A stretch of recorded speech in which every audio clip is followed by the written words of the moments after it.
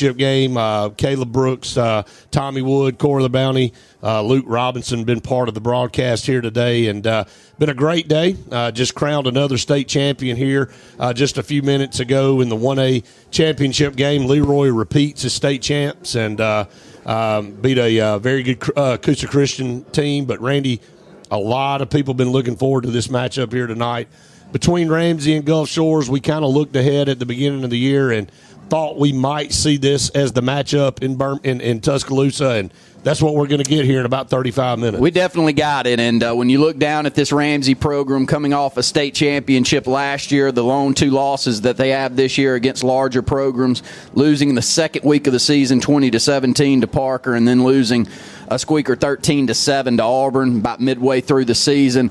They're a dynamic defensive team. QB Reese is their linebacker that we've talked about for 3 years now, 167 tackles on the season, but should be a great night.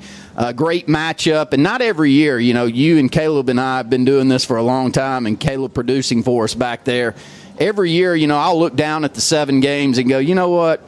I think 4 of them may be good games, but 3 of these are going to get out of hand. And then, unfortunately, it feels like some years all 6 or 7 of them will get out of hand. We knew coming into this one, Brett, that there was a really good chance that all of these games would be nice matchups and you wouldn't know which way they would go. And so far, in the first couple of days, we've had great football games all the way around, and look forward to one tonight. If I had to really, you know, honestly, if I had to look down there tonight and pick one of these 2 teams to be a state champion, I don't know which one I'd pick to start the game. And as broadcasters, that's all you can ask for. Yeah, yeah, that's right. You know, you and I talked to several people out in the press box today, and nobody can really get a feel for this game tonight, how it could go. We said it could be a 10-7 game because if you look at the matchups, you know, defense is king. Ramsey does a really good job on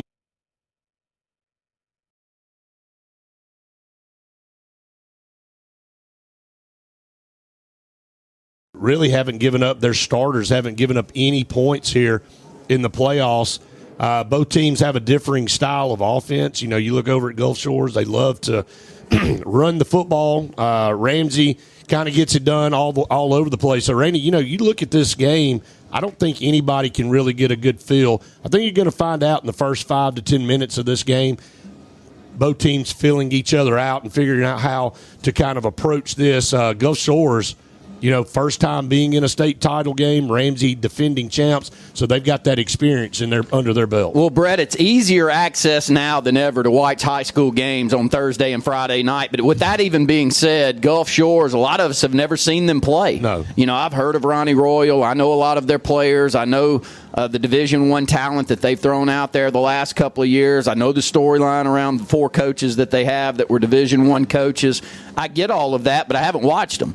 And with that being said, I've seen a lot of Ramsey. I know exactly what the product is.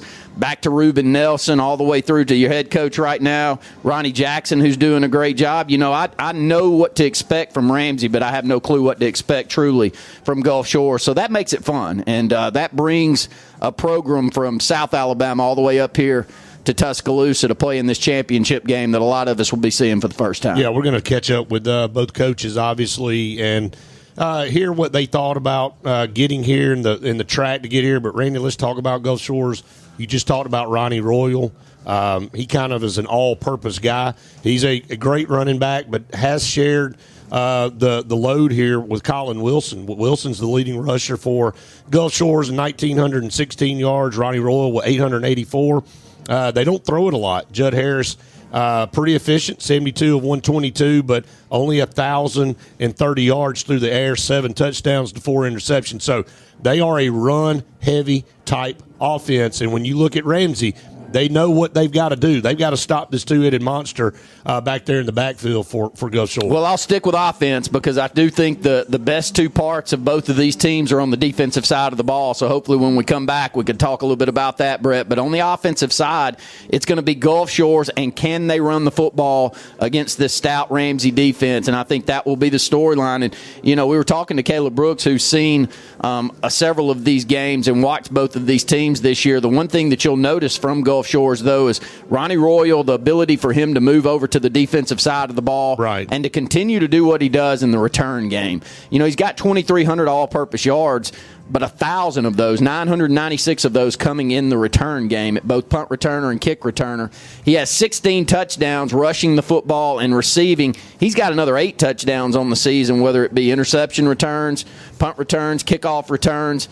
That's a dynamic all-around offensive and defensive player that you've got in Ronnie Royal, who is a NC State commit. Right.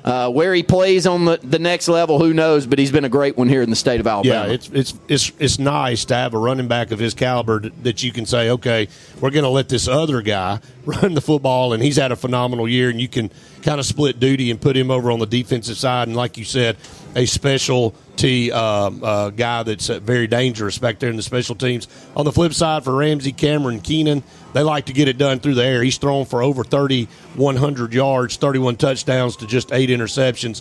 Again, varying styles of offense. Ramsey aerial attack, grind it out for Gulf Shores. It's going to be which one of the two lines of scrimmage can hold up. Well, they've got 3 offensive players to go along with Keenan who've got over 1,000 yards. Ashton Ashford leads the team rushing with 1,046 yards, 18 touchdowns. Tramel Washington, 1,139 yards receiving, 11 touchdowns. And Christian Stinson, 1,173 yards receiving and 10 touchdowns. All 3 of those guys with double-digit touchdowns, Brett, which means they can spread the football around. Right. And this is a 6'4", 210-pound quarterback that's only a junior in Cameron Keenan, and I'm sure a lot of colleges are taking a look at him tonight to see what the expectation will be moving into his senior year. Yeah, no doubt about it.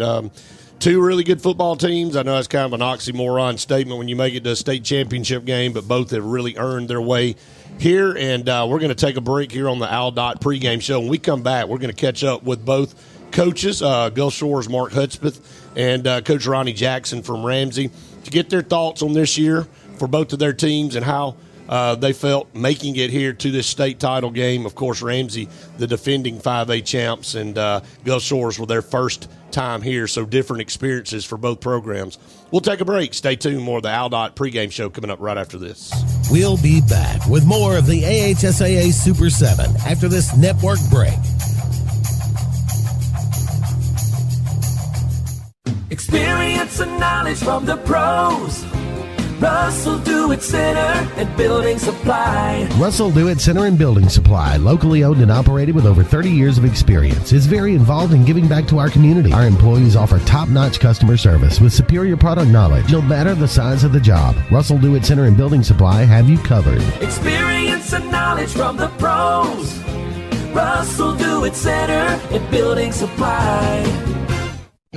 This season, Jax is cooking up 3 ways to satisfy your hunger. Always fresh, never frozen, hand-breaded chicken sandwiches. Introducing the new Hot Honey Chicken Sandwich. Sweet, kicked up, and delicious. The always fresh fan favorite cheesy bacon with crispy bacon and warm cheesy sauce, and everyone loves the Southern Fried Classic.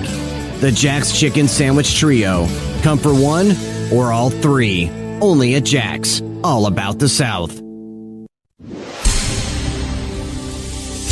And we're back with breaking news. The new Coke Zero Sugar might be the best Coke ever. That's right, Jim. With an improved taste and 0 calories, the new Coke Zero Sugar is a must-try for any Coke fan. So make sure you... Jim. Jim. We're on the air. Ooh, yes, this tastes like the best Coke ever to me. Your thoughts, Jen? Well, can I have a sip? Jen, we're in the middle of reporting the news. I need to try it first. At Andrews Sports Medicine and Orthopedic Center.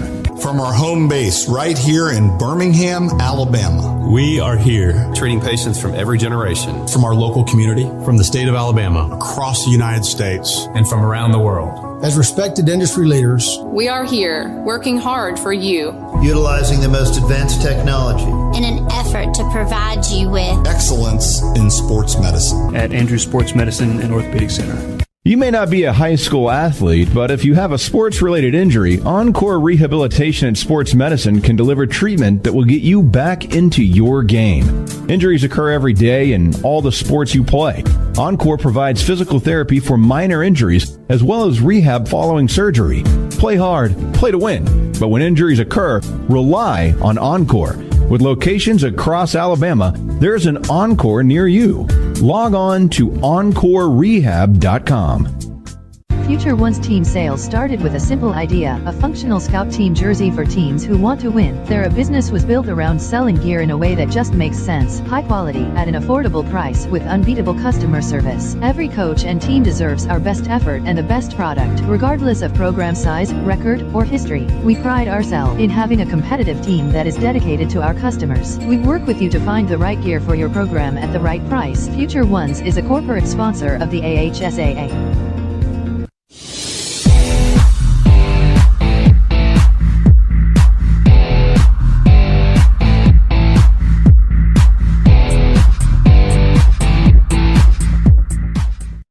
We are here with Coach Mark Hudspeth of the Gulf Shores Dolphins, trying to make history in the championship game, Class 5A, for the first time, trying to bring home that blue map. First of all, Coach, thank you for being here, and just congratulations on a great season. Thank you. I really appreciate it.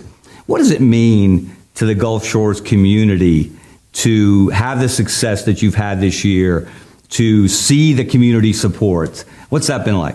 Well, it's been a lot of fun. A lot of people go to Gulf Shores and you think of the beaches and you think of family vacation and we take pride in that, but we've never really had a lot of football success to take pride in, and so now we have something on the sports side to take pride in, and our fans have really gotten behind our team. We've had some incredible game atmospheres this year, big crowds. We had 9 home games this year in Gulf Shores, and so just a great show of support from the community, not just at the games, but throughout the whole city when you're looking at signs and marquees and people that are doing a lot of things for our team. So really, really proud for our community. Yeah, shout out to my friends at the Gulf Coast Athletic Club. They told me you guys would be here. I spoke there about a month ago. Okay. They said they would see me in Tuscaloosa, so I'm glad that we will renew acquaintances there.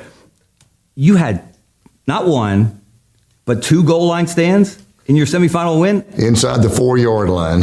Both times it was first and goal from the 4 and didn't allow a point. And so that's our 4th straight game in the playoffs that our starting defense is not allowed a point. It all starts on defense. It all starts on defense. And, when you don't turn the ball over and you play good defense, that's a pretty good recipe. And if we can continue that recipe, hopefully we can continue being competitive. And you've got some guys who can play on offense as well. Tell me about Colin Wilson. How special has he been? He's that running back that's got great vision, and he's got that great stutter step and change of direction.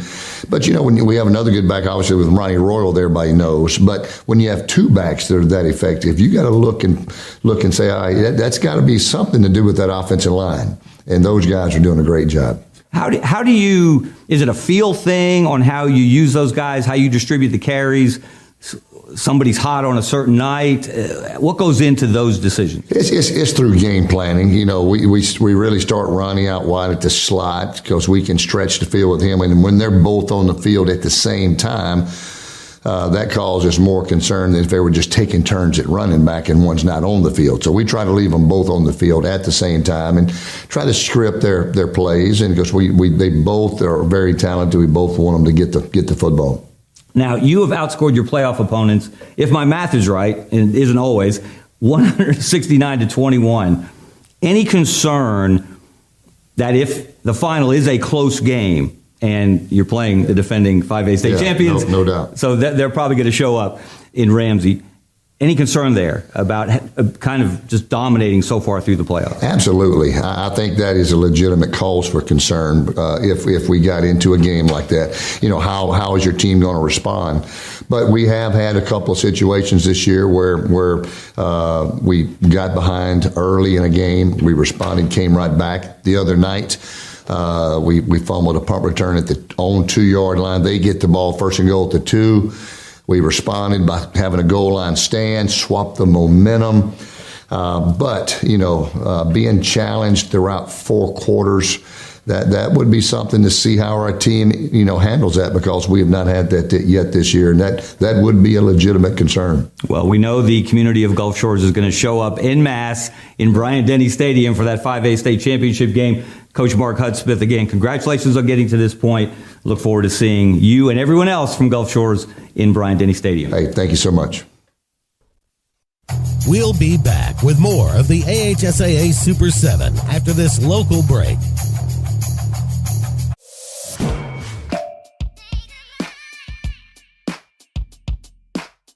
Bama Sheds and Pole Barns, locally and family owned with the best customer service. Custom built to fit your needs with free delivery and setup. Design and price online or stop by and see what we can do for you. Nobody beats our prices and nobody beats our quality. Built in Alabama, made in Alabama. BamaSheds.com.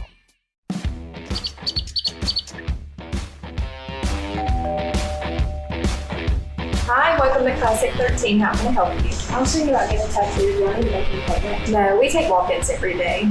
Let's find someone to help you. Follow me. Hey, if you'll have a seat right here. Thank you.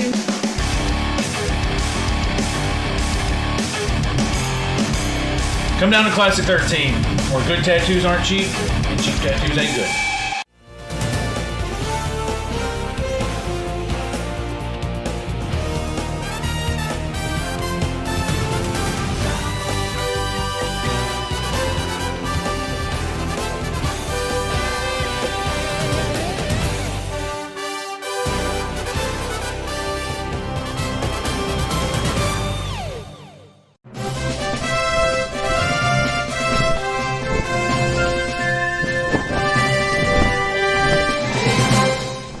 Teamip.com.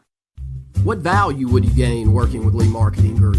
With 4 divisions under one umbrella, Sign Source, Lee Apparel, R&B Sports Media, and LMG Advertising Agency, Lee Marketing Group offers a comprehensive approach. From logo design, tees and signs, ad placement, and everything in between, LMG can handle it all. For ease of time, cutting-edge, results-driven marketing campaigns, think LMG. Lee Marketing Group, your comprehensive marketing solution. This season, Jax is cooking up 3 ways to satisfy your hunger. Always fresh, never frozen, hand-breaded chicken sandwiches. Introducing the new Hot Honey Chicken Sandwich. Sweet, kicked up, and delicious. The always fresh fan favorite cheesy bacon with crispy bacon and warm cheesy sauce, and everyone loves the Southern Fried Classic. The Jax Chicken Sandwich Trio. Come for 1 or all 3. Only at Jax. All about the South. Experience and knowledge from the pros. Russell Do-It Center and Building Supply. Russell Do-It Center and Building Supply, locally owned and operated with over 30 years of experience, is very involved in giving back to our community. Our employees offer top-notch customer service with superior product knowledge, no matter the size of the job. Russell Do-It Center and Building Supply have you covered. Experience and knowledge from the pros. Russell Do-It Center and Building Supply.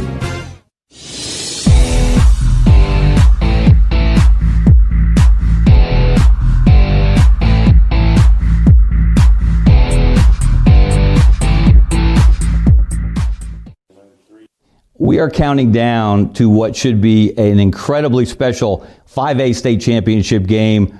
Pleased to be joined now by the head coach of the Ramsey Rams, Ronnie Jackson, defending state champions. Should we say defending or should we say reigning? Because every team is different. It doesn't matter to me. I'm just happy to be here. You'll take the title either way. I'll take any title. Yes, sir. What does it mean to have that target on your back all year long, battle through some adversity, and get back to the state championship game?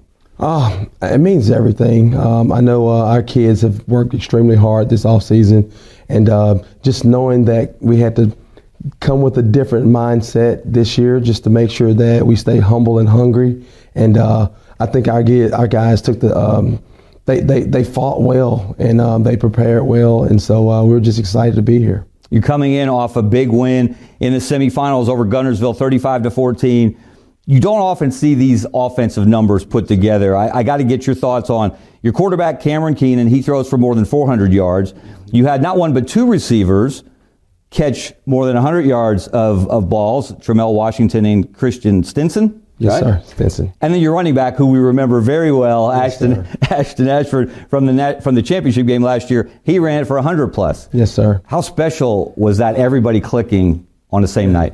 It's just been a blessing, man, to have not just the players, but our offensive staff, man. They do a great job of getting our guys prepared, and we have weapons. And so it's the hard part is trying to give everybody the ball. But our guys are humble again, and they're excited when their teammates are being successful. So to see all of our guys, man, just playing to a high level at the right time, it was just exciting to watch, man. So I'm proud and excited for my guys. And that's not a given, is it? When you've got guys as talented as those young men, everybody wants the ball, right? Everybody wants to score. But the fact that they realize that it's a team effort, it's a group thing, it's not a me thing. Yes, sir. And the fact that you're back here is a testament to that, is it not? Yes, sir. So our word it was agape's love, that God's love, and so we've been using that throughout the whole season because it doesn't matter how you're feeling, we're gonna love you no matter what. And so it has transpired, and it's actually working with our guys. They don't care about that. All they care is, I'm going to love you, I'm going to appreciate you, and whatever we bring to the table, we're going to make sure that we go out and have that success together. So I'm loving it right now. One of your players said after the semifinal game that people on the outside, they see the success that Ramsey's had. Yes, sir. They don't see the work. They don't know the adversity. It hasn't all been smooth sailing. You do have hurdles that other programs don't have. No home game field, no home practice field, correct? Correct. And yet, that is something that bonds your players, I imagine. Yes, sir. Yes, sir. Again, everybody knows our story. And again, we just try to tell our guys, we're trying to get them prepared for the next level, trying to get them prepared for life. And so, of course, life is going to throw all kind of curveballs at you. The key is making sure that you know how to adjust to it, and don't complain about it because nobody really cares about that. Just make sure you go out and give it your best. And our guys are exemplifying that, man, and that makes us as coaches so proud to see our kids to get to that growth right there. So I'm excited, man. Is it any easier the second year back in a row? Last year you're in Jordan-Hare Stadium. This time you're in Bryant-Denny. Your guys shouldn't be wide-eyed, should they? No, they're not. But again, it has been a challenge this year, just because they're kids. And the great thing I love about my kids is that their confidence is up there. And so it's my job to kind of bring them back down and just keep them focused on the task. But it was a challenge this year. We had a lot of issues at first, but then again, the way they fought back, the way they persevered, it's all the things that we look for in our young men. So again, I'm excited. Well, Coach Ronnie Jackson, congratulations on getting back to this point. Yes, sir. This one should be special. Ramsey, Gulf Shores, the 5A state championship game. You do not want to miss this one. We'll be back with more of the AHSAA Super 7 after this local break.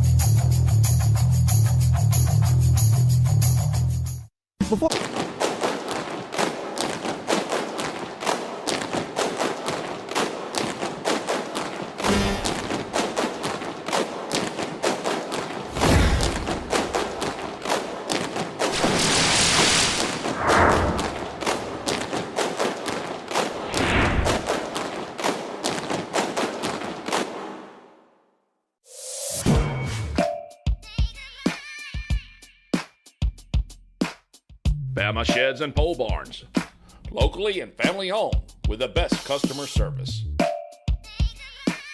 Custom built to fit your needs with free delivery and setup. Design and price online or stop by and see what we can do for you. Nobody beats our prices and nobody beats our quality. Built in Alabama, made in Alabama. BamaSheds.com.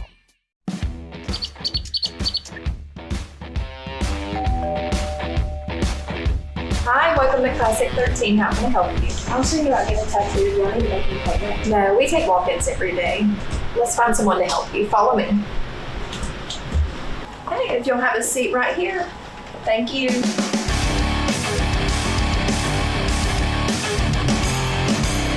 Come down to Classic 13, where good tattoos aren't cheap and cheap tattoos ain't good.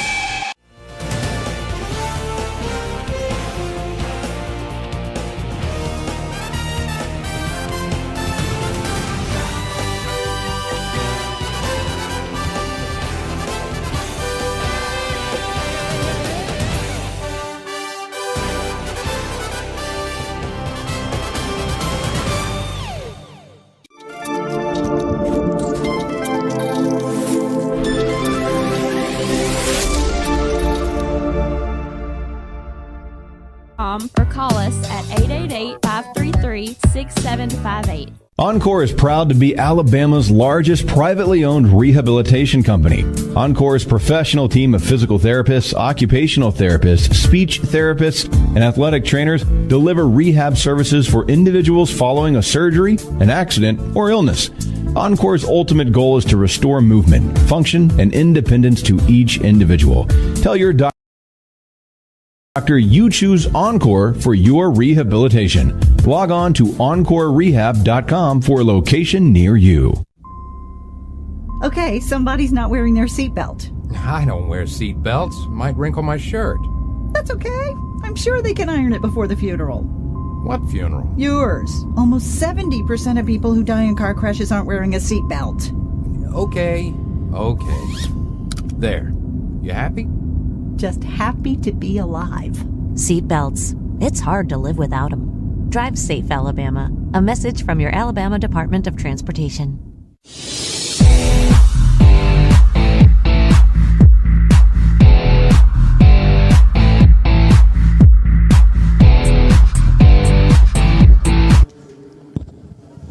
Welcome back, everyone, to the Al-Dot pregame show. About 10 minutes before kickoff here of the 5A state championship game. Brett Pritchard and Randy Lee. And caught up with both coaches, Coach Hudspeth and Coach Jackson. Randy, I know Coach Hudspeth and his staff excited to get their team here for the first time. And you look at Ramsey and Coach Jackson and what a great job he's done. And being able to win a state championship last year. Ramsey also won one back in 2016. So, you know, they're used to this. They have the experience. They know how to do it. I talked to some people earlier in the week and some coaches. They said when you make your first trip to the Super 7, it can be a little bit too much as far as kind of get overstimulated, trying to take in everything. And you look up and you have about 2 possessions in the first half, and it seems like it's on fast forward. I think it's all about getting here and learning.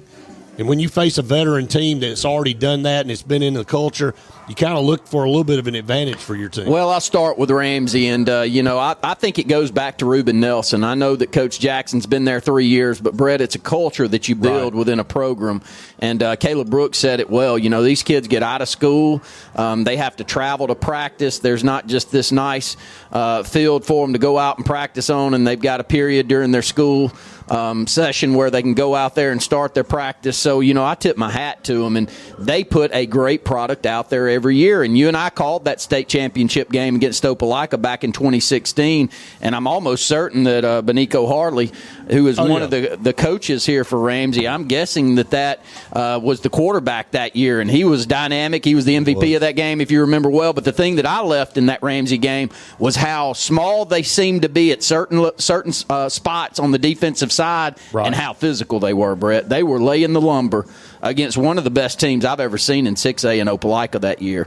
And they won the football game. And since then, you know, every year they just put a great defensive team out there on the field that's willing to play competitive football and physical football. And that's a culture that's built. And, you know, I know Coach Jackson's doing a tremendous job, but I think it does go back to that Ruben Nelson days as well because this program's been really good for a long time. I think you said a mouthful there because there's no substitute in football for being physical. And most of the time the game is determined in the trenches. And you just said it. You know, it's not that they want anybody to feel sorry for them, but their routine, what they have to do on a daily basis is a workman's-like attitude. It'd be easy to kind of sit back and say, look, you know, I don't have this, or we don't have the opportunities other teams do. They show up to work every day, are coached very well, buy into the culture, and you see the product on the field, and they expect to come in here and win this game. I mean, I know that they know the opponent, Gulf Shores, is very good, and I know Gulf Shores knows that Ramsey's good, but both of these teams have an expectation. You look at what Coach Hudspeth did last year with Gulf Shores, moving through the playoffs, fell a little bit short of getting to the championship game last year. They were on a mission. You know, we've seen other teams that say, look, we know what it takes now to get over the hump. They did that part, but now they've got to get over this hump.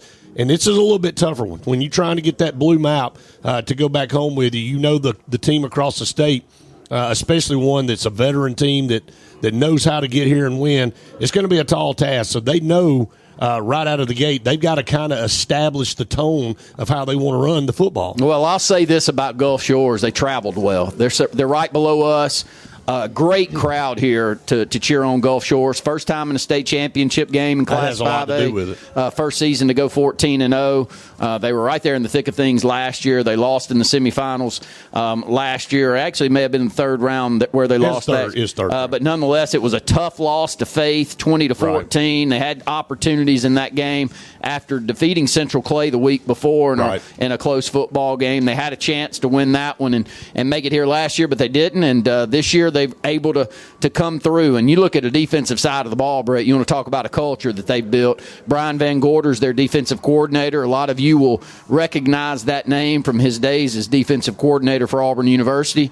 Notre Dame. Yeah, but Brian Van Gorder has made a defensive team over here that is physical, and they have not given up. And this is the first group now. They have not given up a point in this playoff run. And I was talking to the broadcast crew for Gulf Shores a little earlier, and they've only given up 124 points all season long, 55 of those 124 against the first unit. So I can do the math.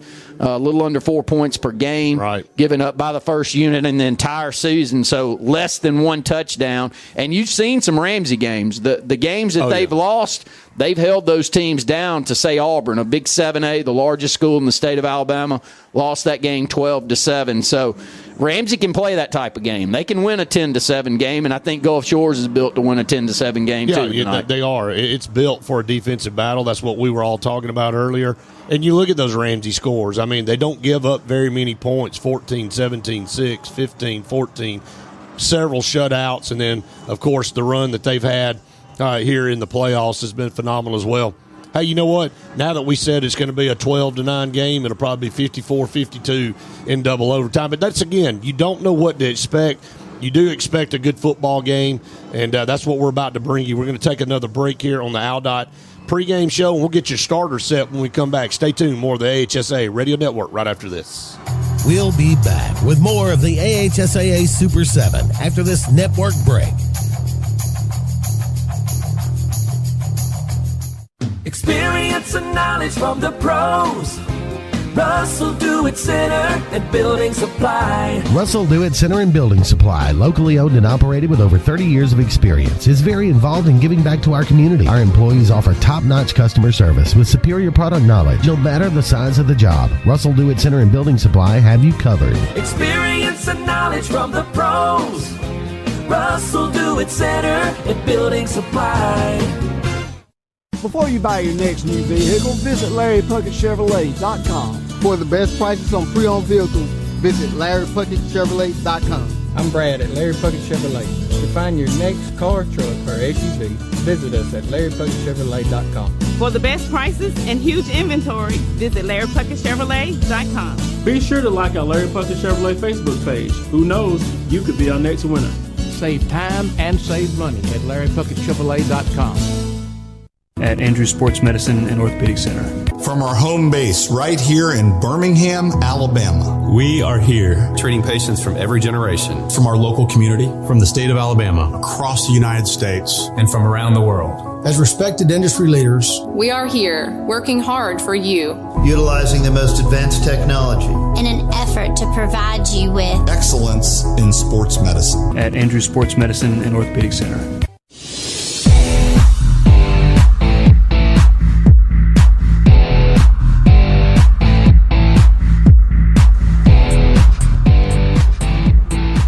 Welcome back, everyone, to the AHSAA Radio Network's coverage of the Super 7 state championships here in Tuscaloosa, Alabama at Bryant-Denny Stadium. Brett Pritchard, Randy Lee getting set to call the 5A championship game between Gulf Shores and Ramsey. Randy, good to see you. We'll have tonight's game, and we'll have the 6A game tomorrow night, but we've crowned state champions already. Last night was a good one, 7A. What a great way to get that thing kicked off is the drive for 5, as everybody was saying, for Thompson got stopped last night by, ironically, Phoenix City, who was the last team to beat them in a playoff back in 2018. And Pat Nix gets it done over at Phoenix City. He won a couple over at Pinson Valley.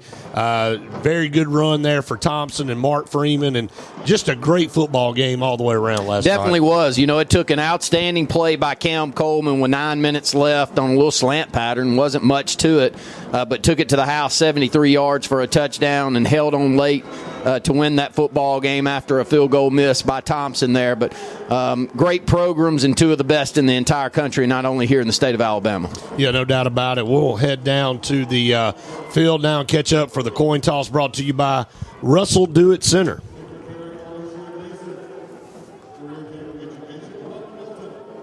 Librarian Deborah Holloway and English faculty member Barry Jones. Ladies and gentlemen, please stand and give a big round of applause for these honorary captains and for all of the teachers and administrators who support our students each and every day across the state of Alabama. Also assisting in today's coin toss and representing the Quarterbacking Children's Health Foundation is special guest Ella Sparks from Hoover High School in Hoover, Alabama. Ella and her family represent the many families who directly benefit from the work of the Quarterbacking Children's Health Foundation. Please join us for a warm Super 7 welcome for Ella and her family.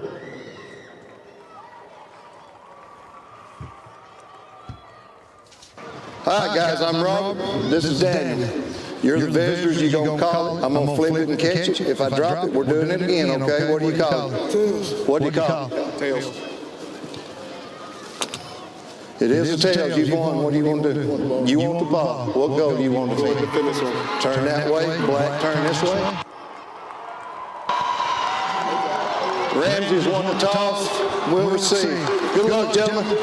So as you heard it, Ramsey wins the toss, and they will take the football. That doesn't happen very often in modern-day football, Randy. Yeah, not too often that you see that, but when you've got a dynamic offense like Ramsey will throw out there tonight, it's understandable.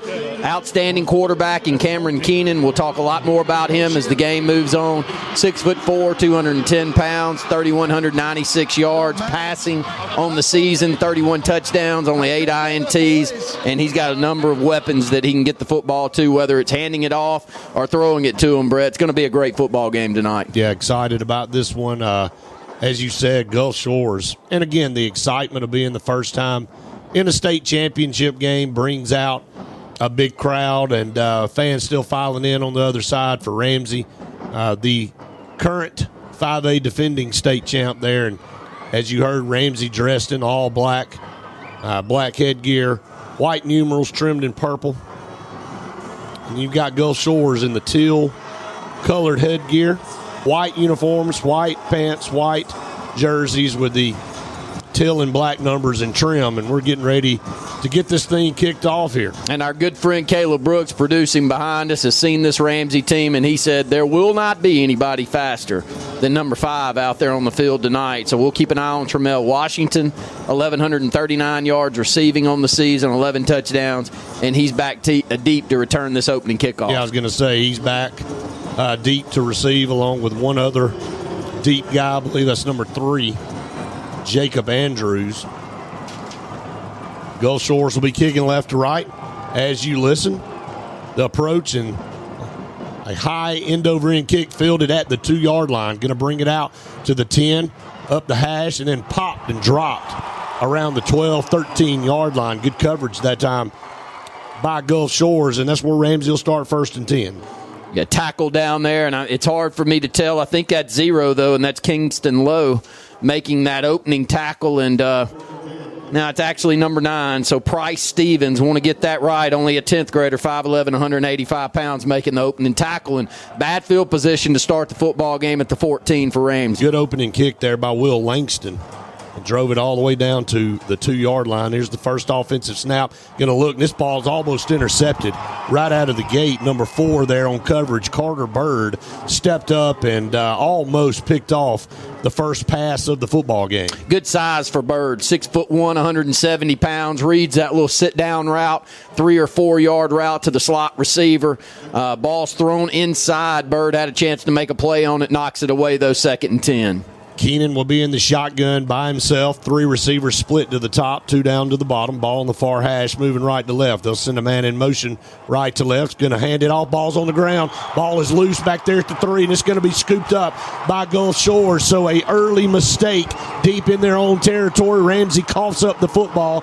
I think the speed sweep guy thought he was going to keep it, and the quarterback, Keenan, thought he was going to take it, and the ball rolls all the way back inside the 3, and it'll be Gulf Shores football, 1st and goal at the 2-yard line. Putting their defense in a really tough position right here for Ramsey. That opening kickoff only out to the 14, so behind the chains to start that, and tough field position at the 2-yard line. Outstanding if you're a Gulf Shores fan, trying to knock in their first points in Super 7 history. Well, here comes Judd Harris. He'll only have to navigate 2 yards.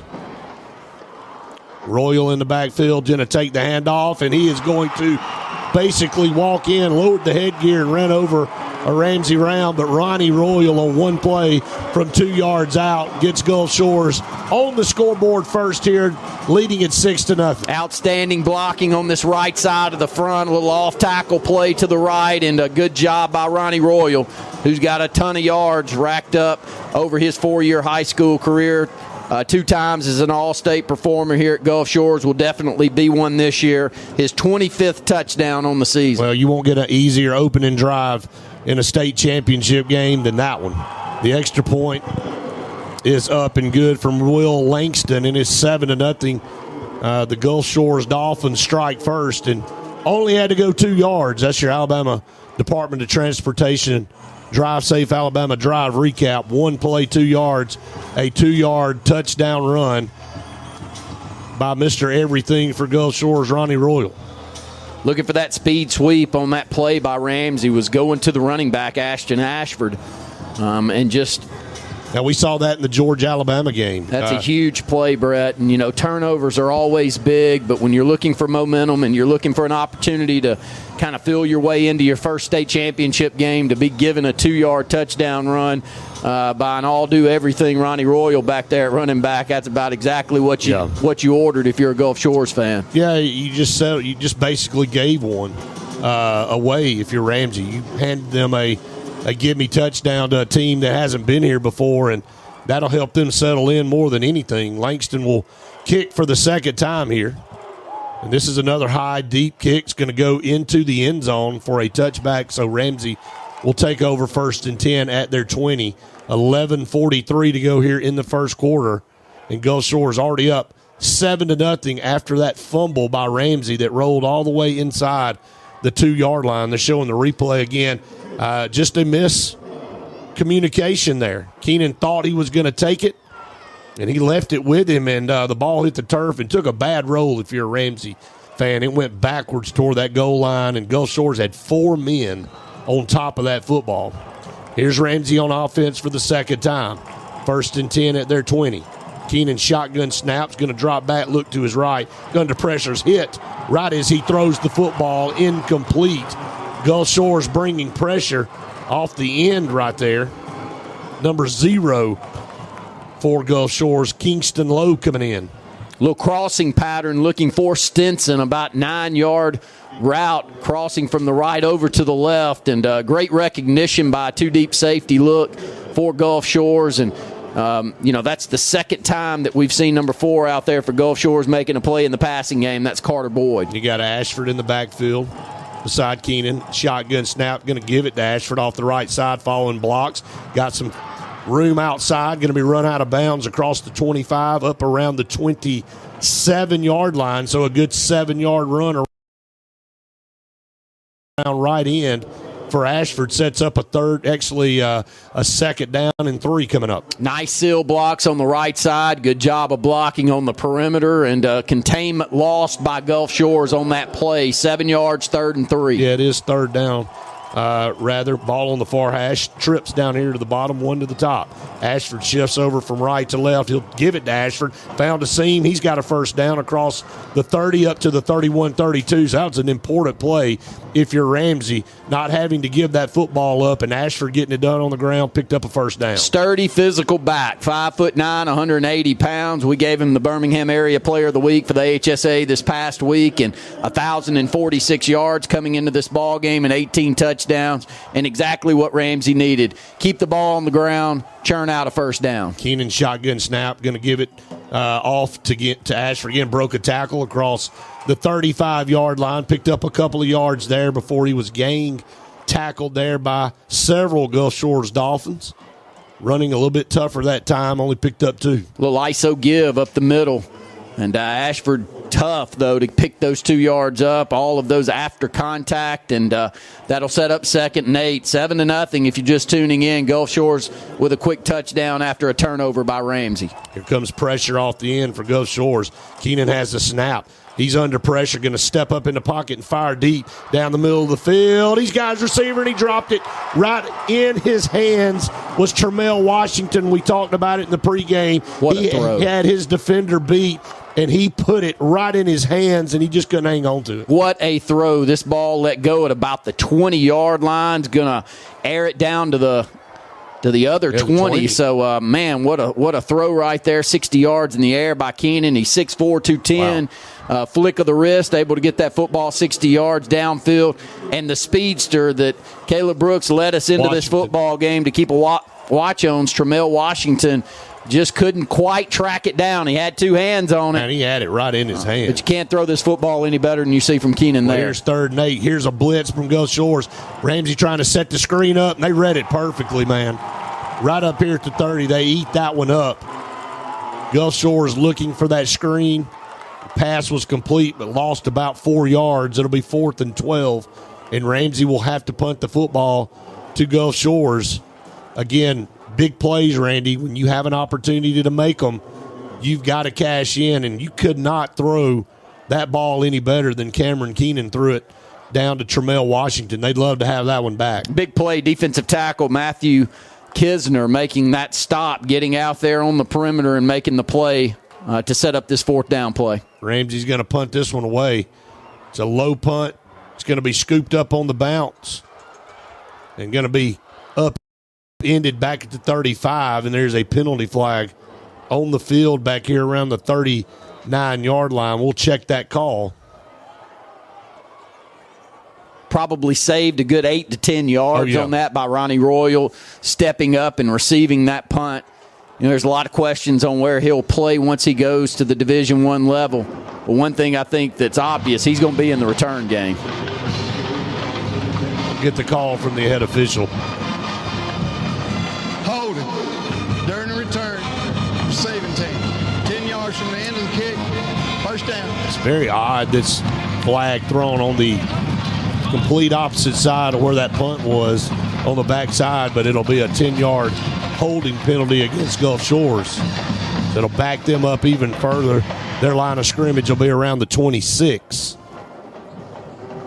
A little bit further this time for Gulf Shores. Only had 2 yards on that opening drive. Judd Harris sends a man in motion.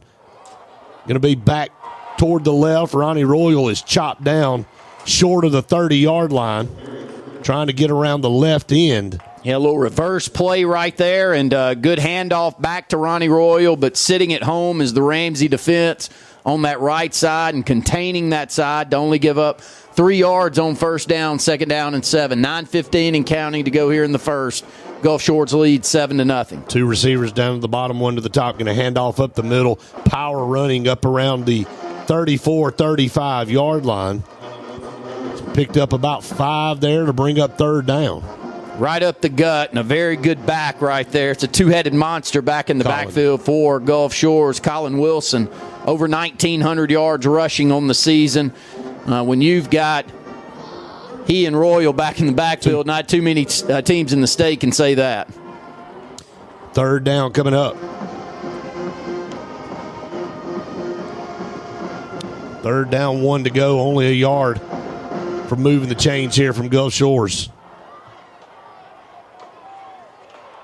2 down to the bottom, 1 to the top. Shotgun snap, going to hand it off over there. And this play is blown dead. Either motion or delay of game against. Snap.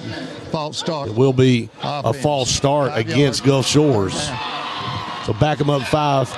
It'll be 3rd and 6. Yeah, massive penalty there. 3rd down and 1, now 3rd and 6. And Gulf Shores wanting to keep this football on the ground. Quarterback back there has a live arm, but they just haven't had to throw the football all that much this year. Judd Harris, a freshman, 1,030 yards passing. Passing situation here on 3rd and 6. They'll take the shotgun snap coming up. Ramsey showing some movement up front. I think they gave him the 5 right back. A little hard clap of the hands that time by Judd Harris. Prior to snap, offsides, defense. We're going to play, I'll trade you 5 for my 5, and they'll move it right back up. It'll be 3rd and 1 again. Last thing Ramsey wanted to do there, Gulf Shores wants to keep this football on the ground. They want to pound you the way that they've been able to run all season long. That's a big offensive line for Gulf Shores tonight. Colin Wilson to the right. Here again, Ramsey coming up. That time they stayed onside. 2 to the top. 1 lone receiver down here going to give it to the tailback around the left side. He's got a first down across the 40, 45, and out of bounds just shy of midfield. Running around the left end is Colin Wilson picking up a Gulf Shores first down. 5'9", 175, only a junior, with Royal being the senior, and so far this season he'll probably surpass with a decent game tonight, 2,000 yards on his junior season, and moving that football, keeping it on the ground. No need to throw it when you can run it like this, Brett. Moving the chains up to the 48-yard line. Judd Harris in the shotgun, sends a man in motion now. That's Royal, going to fake the handoff, looking downfield, going to air it out, up. And this pass is almost intercepted. He floated that one. Good coverage that time by Ramsey. And they had the best chance to pick that one off. Zedrick Powell had a beat on it for Ramsey. And Harris just kind of floated that one down the middle of the field and trusted his guy to go up and get it, and it was almost intercepted. Braden Jackson's who Gulf Shores is looking for, 6'1", 180 on that post pattern, but very well defended on the top side by Ramsey. 2nd down and 10. Going for the home run ball there on first down. 2nd and 10 from the 48. Going to stick it up. Yep, stick it in the belly. Tailback 45, made a man miss. Going to get down to around the 44-yard line is Wilson.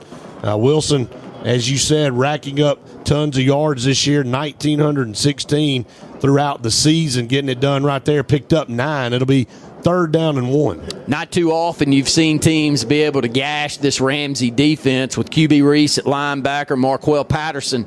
Both of those guys with over 160 tackles on the season, Brett. But the defensive line matched up with this offensive line for Gulf Shores is a tough matchup. Gulf Shores doing a good job you up got front. Wildcat right here. Ronnie Royal will take the snap. He's going to keep it this time. He's going to be tripped up, but he's got a first down up to the 40-yard line.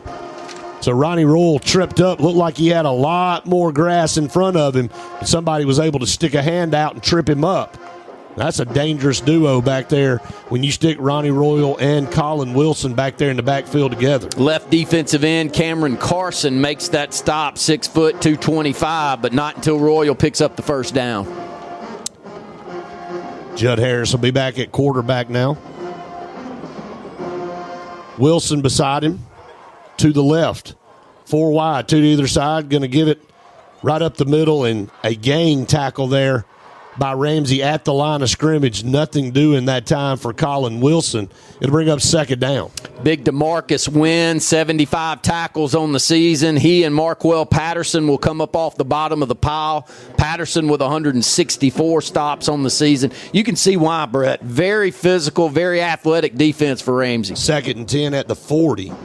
Moving the ball into Ram territory here with 6:05 to go here in the first quarter. Gulf Shores leads at 7-0. Man in motion there, left to right. 2 down here to the bottom. Low snap. Going to turn, throw it over here to Royal in the flat. Got outside 40, 35, 30. Look at the speed. Runs over around down inside the 25-yard line. What looked like was going to be a well-defended play. Ronnie Royal turned on the speed there on a little quick swing pass and got it down to the Ramsey 24-yard line.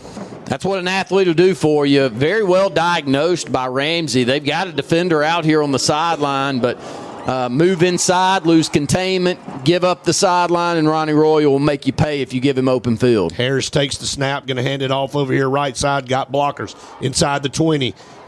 Still fighting, broke a tackle. 15-10 down the sideline. He's gone. Touchdown, Gulf Shores. Colin Wilson. They had him around the 15-yard line. Just kind of stepped out of a tackle and found the sideline and took it in for the Gulf Shores touchdown. We knew what we had in Ronnie Royal, but I didn't know a whole lot about Colin Wilson, but he's dynamic. He's got great speed. He's physical. He's low to the ground. 5'9", 175 pounds. Will go over 2,000 yards rushing if he keeps this up here tonight on the season. 13-0 Gulf Shores leads with 5:28 to go in the first. Extra point is up and is good for Gulf Shores. It is 14-0. Randy, here's a penalty flag on the field, but Colin Wilson and Ronnie Royal getting on the scoreboard here for Gulf Shores in their first 2 offensive possessions. Great run that time. Had a good block, had 5 yards, got into that second level of the Ramsey defense. And then Ramsey wrapped him up around the 15. But he slipped out of it and took it down the near sideline. A penalty being forced on the kickoff. Get a personal foul against Ramsey. We'll take, I don't know if we have a timeout on the field or not. I think we do. We'll take one with them here. This will be break number 5 here. We'll go to break. 14-0. Gulf Shores leads it. You're listening to the AHSAA Radio Network. We'll be back with more of the AHSAA Super 7 after this local break.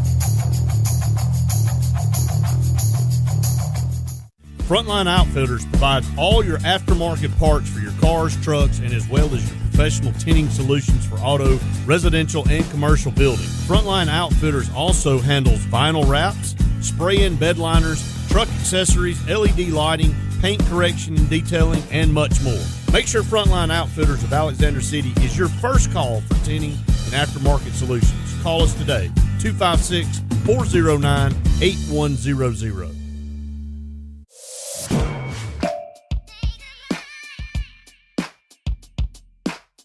Bama Sheds and Pole Barns, locally and family owned with the best customer service.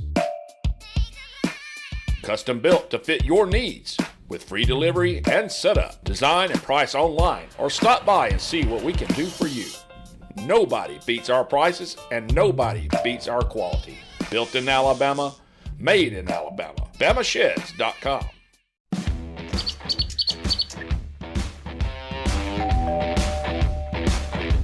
Hi, welcome to Classic 13. How can I help you? I was thinking about getting a tattoo. Do I need to make an appointment? No, we take walk-ins every day. Let's find someone to help you. Follow me.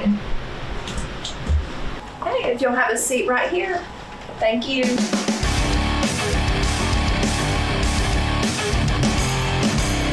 Come down to Classic 13, where good tattoos aren't cheap and cheap tattoos ain't good.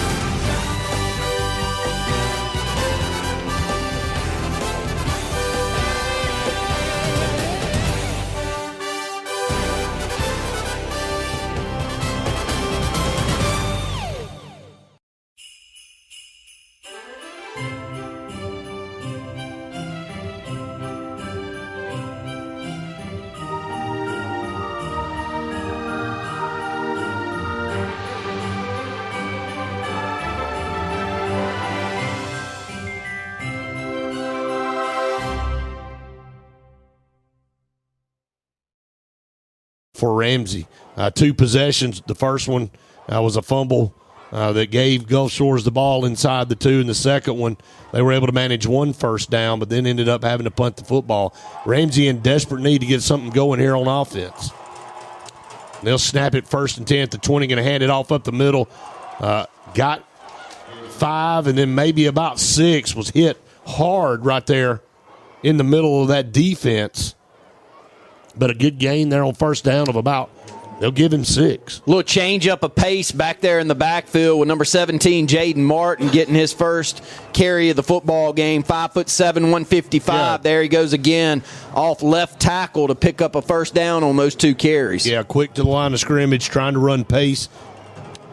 Jaden Martin once again across the 30 up to the 32.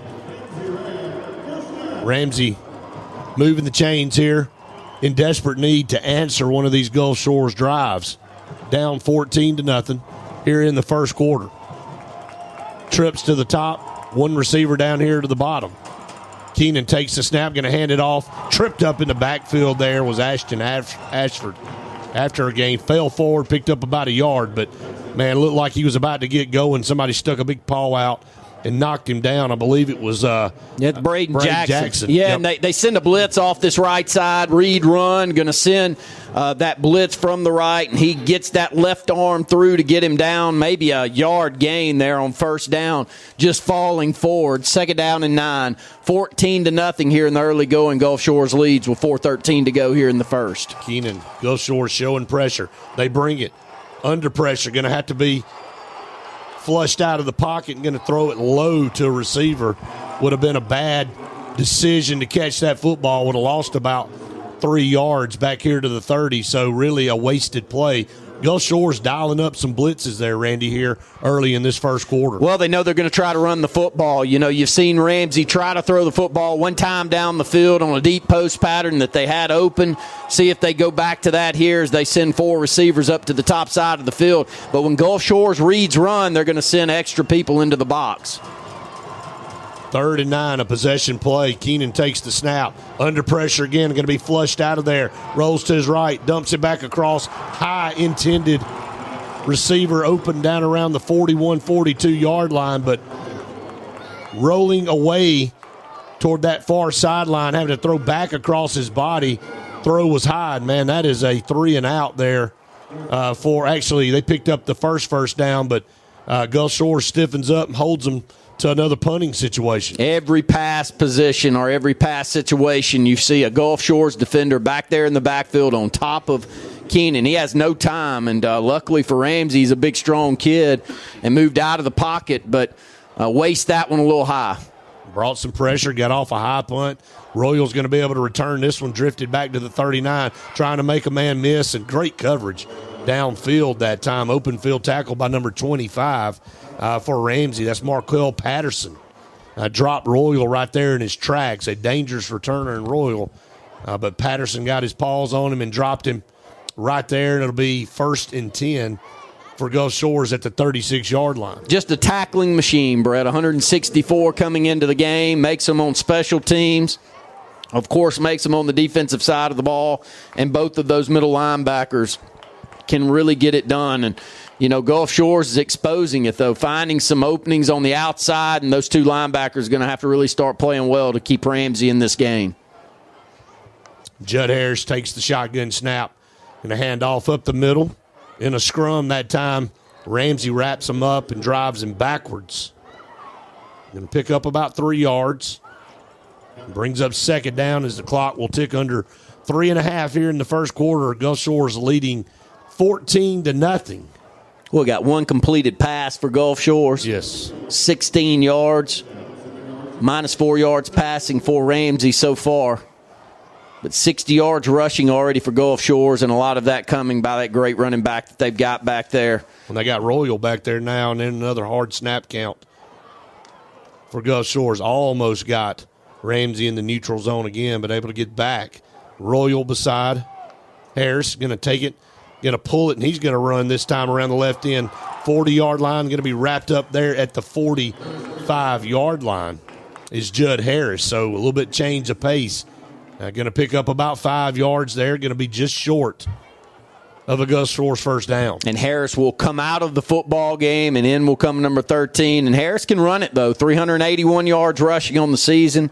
2 touchdowns. Keeps them honest there, Brett. Short yardage situation, 3rd down and 1. You'll snap it back there to number 2, I'm sure. Yeah, Alex Rippey will come in. at quarterback, but you got Ronnie Royal back there here on 3rd and 1.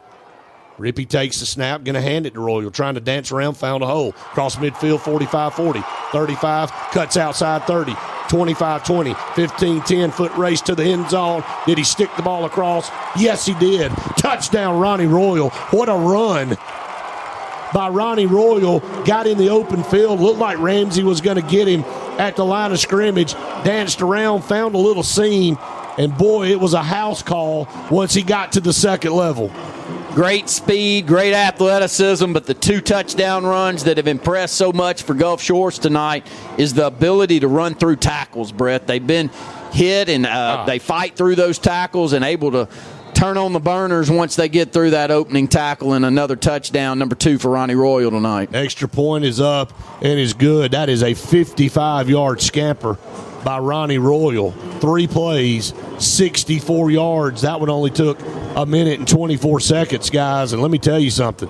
If you're on Ramsey sideline, this thing's gotten away from you here in the first quarter. It's 21-0. And this is a Ramsey football team that went 12-2 and had a narrow loss to 7A Auburn on the road, 13-7, and a very good Parker team earlier in the year, 20-17. Outside of that, they have dominated this year. And man, Gulf Shores has come in here to Tuscaloosa as the favorite in 5A, been the number 1 team in 5A most of the year. And, man, they are putting on a exhibition on the ground right now, not having to throw the football. It is the dynamic duo back there for Gulf Shores and Ronnie Royal and Colin Wilson. Only giving up 11.4 points per game, Ramsey on the season. So 21, way out of character, even against some of the great opponents that they've gone up against this year. And I don't know if anyone in the state can throw 2 running backs back there like Gulf Shores can this year. Will Langston will kick it off deep inside the 5, going to be brought out to the 10. Almost hit, knocked down, broke out of there. 20, 25, 30, down the far sideline. Still on his feet. Midfield, going to be run out of bounds inside Gulf Shores territory, and that's what the doctor ordered. If you're Ramsey, there's the speedster, number 5, there for the Rams. Tremel Washington was wrapped up back here around the 15-yard line, and he broke that tackle, spun out. Randy headed to the far sideline, and, man, almost took it to the house. Kicker make the tackle there. I didn't catch it. It was a big group that ran him out outside. It was the lone defender left back there at the back that made the tackle in the open field, but exactly what Ramsey needed, an outstanding return by the dynamic playmaker that we've been talking about, and Tremel Washington. And the ball in great field position for the first time for Ramsey down to the Gulf Shores 44. Yeah, Langston saved a touchdown. Handoff up the middle, nothing doing at all there by Jaden Martin taking that handoff.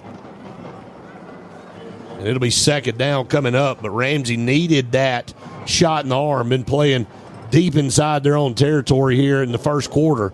We're down to a minute and 48 seconds and counting here. Gulf Shores has a huge 21-0 lead.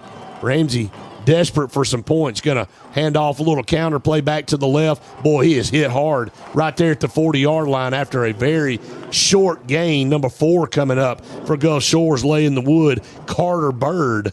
It brings up 3rd and 7. He's already batted away a couple of passes here in the ball game, and they got 2 deep safeties, and he's willing to come up and make tackles around the line of scrimmage, and about 3 or 4 yard gain there on second down sets up 3rd down and 6, and no doubt 4 down territory for Ramsey already early in this football game. You got to move the football here if you're Ramsey. Got to get a first down.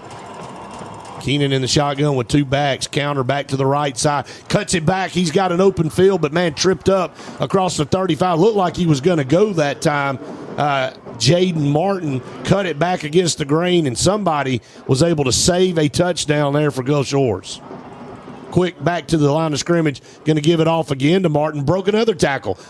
Like a water bug, just bouncing around out of tackles there and gets down to the 25-yard line. 5'7", 155 pounds. A change of pace running back there in the backfield to go along with Ashton Ashford, who's a little bit 185-pound, built up a little more. But I like the change up that we've seen, and he picked up a first down on a couple of carries on that previous possession and gets it back going here on this one. 2nd and 5, under 30 seconds to go here in the first quarter. Ramsey looking to get on the scoreboard. Sends a man in motion left to right. Here comes a corner blitz. Handoff up the middle. Almost timed it perfect. Drives down to around the 22-yard line, so it'll be third down. A short gain that time. But Gulf Shores dialing up these blitzes, Randy, from all different areas, and that's going to end the first quarter as the clock expires. Ramsey on the move really for the first time tonight, but the Gulf Shores Dolphins couldn't ask for a better first quarter. If you're the Gulf Shores Dolphins coming in your first state championship game, they lead it 21-0 here as we close out the first quarter. We'll take a break. You're listening to the AHSAA Radio Network. We'll be back with more of the AHSAA Super 7 after this network break. Putting together a winning drive. Third and long from the shotgun. Takes focus, determination. There's the snap, dropping back. And that powerful form of energy. Scrambles to his right, looking downfield. Called belief. Launches it toward the end zone. That belief in a team, in a community of fans, in each other. Touchdown! That powerful energy connects us all. Alabama Power is a proud supporter of football across the state. Power for a better Alabama. Frontline Outfitters provides all your aftermarket parts for your cars, trucks, and as well as your professional tinting solutions for auto, residential, and commercial buildings. Frontline Outfitters also handles vinyl wraps, spray-in bed liners, truck accessories, LED lighting, paint correction and detailing, and much more. Make sure Frontline Outfitters of Alexander City is your first call for tinting and aftermarket solutions. Call us today, 256-409-8100. Are you ready for a real education that fits your life? The 24 colleges of the Alabama Community College System offer real degrees in real campus life. Full-time or part-time, there are options for everyone, from adult education and certifications to degree programs and workforce training. Experience real-life education at its best, your version of success in your community on your time. Visit accs.edu and begin your journey at your local community college.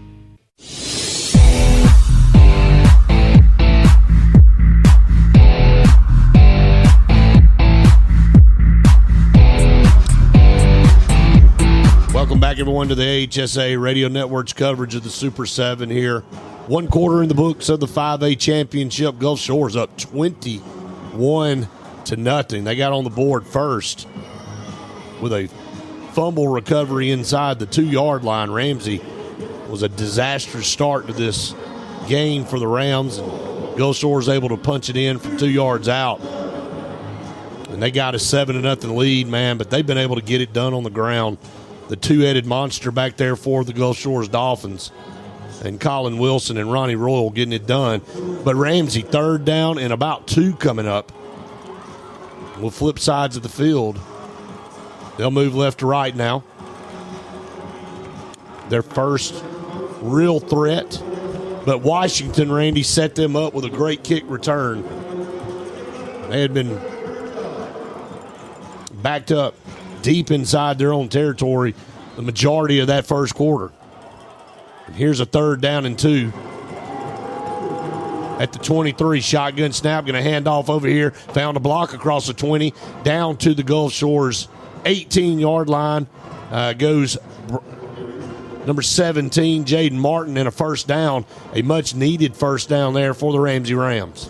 Just playing physical football, Brett, and keeping it between the tackles. You know, the strength, it seems, of this Gulf Shores defense are these two ends and the pressure that they're putting from the perimeter, and this time keeping it between the tackles. Keenan's going deep into the end zone, just out of the reach of Christian Stinson. Now looking down here in this corner of the end zone, brings up second down. I guess tried to, take a little bit of a chance right there into the right corner of the end zone. A pretty well-thrown football, high point. The only option was for Ramsey to go up and bring that one in. But, Brett, Ramsey's able to run the football to get it down here. And been keeping it ahead of the chains, too. It's really been Jaden Martin. I know that Ashton Ashford has been the workhorse for them, but Martin really getting it done here so far early. And what Ramsey needed. I mean, anything to keep their defense off the field and get some things corrected on that side. This time Ashford through the middle, 15, almost broke a tackle down to around the 11-yard line, so brings up third down. Ashford showing that speed, almost broke that last tackle, and he would have walked into the end zone. Quickly up to the line of scrimmage, 3rd down and 3 coming up. Cameron Keenan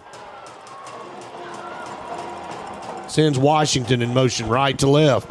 Keenan takes a snap, going to hand off up the middle. There's a seam. Broke a tackle, trying to drag his defender across the 5. Going to be put down right there, but he 1st and goal. Another good run that time by Ashton Ashford. You know my point. Able to run the football between the tackles. Right. Why change it up? Go ahead and try to cash in right here and get back on the scoreboard. And Ramsey doing a great job of blocking up front. Yeah. This is miscommunication between the center and the quarterback here. Yeah, and Gulf Shores was bringing a lot of pressure once again. They've dialed up a bunch of blitzes tonight so far, and it's created havoc back there in the backfield for Ramsey. From all over the place, too. You know, tip your hat to Brian Van Gorder. Snap.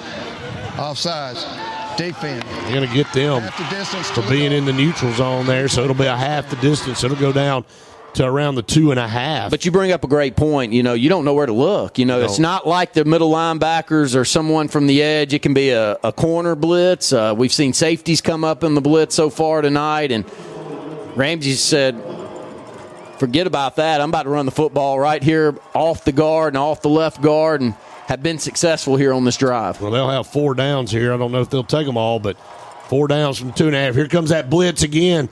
Made the first guy miss, but Gulf Shores gang tackle right there at the line of scrimmage. Man, you talk about dialing up pressure. And they dialed that one up perfectly there as Ashford ran directly into the teeth of that blitz. 2nd and goal coming up. That lost about a half to almost a full yard that time, back inside the 3.5. So 2nd and goal from the 3.5. Keenan shotgun. Going to hand it to Ashford again. Is going to try to turn the corner. Cuts back inside. Gets down to around the 1. Still fighting. Did he get in? Nope. Going to be short. Inside the 1-yard line. Ashford put the brakes on and cut it back upfield, Randy, was the smart thing to do. He was not going to outrun the defense to the corner, so found that little seam and almost found pay dirt. A great run. Tried to keep it between the tackles again, but lose containment a bit on the left edge, and a really good job of finding a seam and north-south running once he did find it. 3rd and goal. Man, what a hit on Ashford in the backfield. It was number 20, Landon Everett, was back there, almost received the handoff. That's how fast he was in the backfield. So it will bring up 4th down, back at around the 3-yard line. 21 points already on the board for Gulf Shores, as you won't see Ramsey trying to knock through 3 here. They need a touchdown. What a great play by Landon Everett. Somebody whiffed on him. 5'11", 200-pound sophomore. A lot of underclassmen playing well on both of these teams tonight. He got back there and wrapped up Ashford. It will be 4th down and goal from the 3. Nothing easy here for Ramsey in this game so far. Keenan, shotgun snap, hands it off. Going to be a reverse back here. Pass. Broke a tackle, going to throw it in the end zone. Pass is complete in the back of the end zone. There was a lot of traffic down here. There was going to be a pass interference against Gulf Shores if they didn't catch it. But, man, a lot of trickeration just to get in the end zone that time.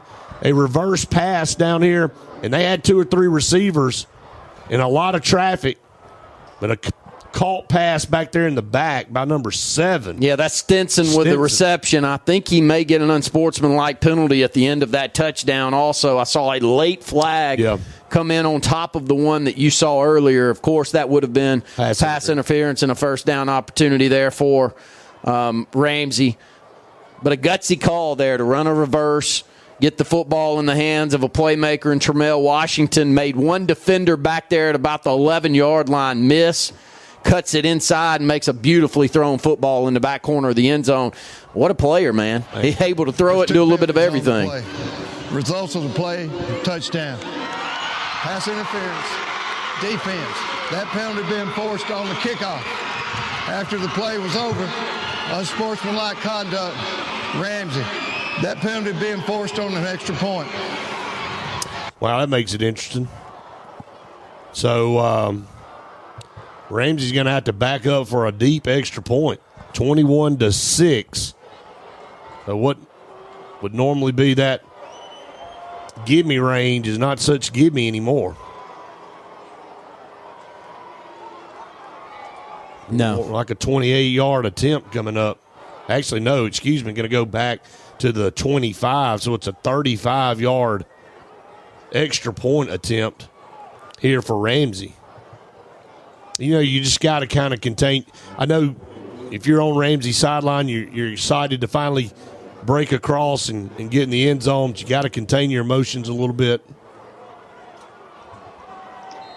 You put your special teams in a tough situation. There's the snap, the place. It's a line drive. What a kick. He got it up. Did he get it? No good, man. It looked good off the leg. Number 38 for Ramsey, William Murray.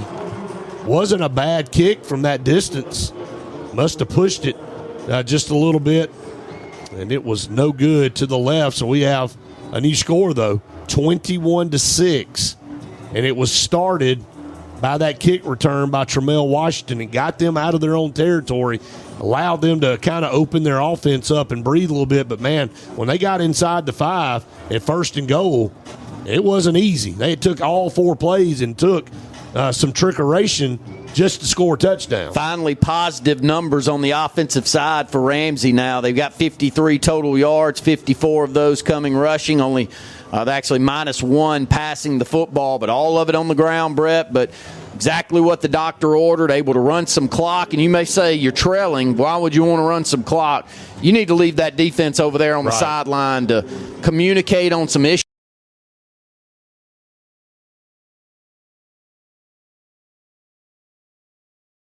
that they're seeing, because Gulf Shores is gashing Ramsey at this point defensively, leading 21-6, but Ramsey getting their first score on the board. Yeah, that play, drive, 13 plays, 44 yards, 5.5 off the clock. And so the pass interference will be enforced on the kickoff, so they'll move it up. And Ramsey will kick off inside Gulf Shores territory at the 45.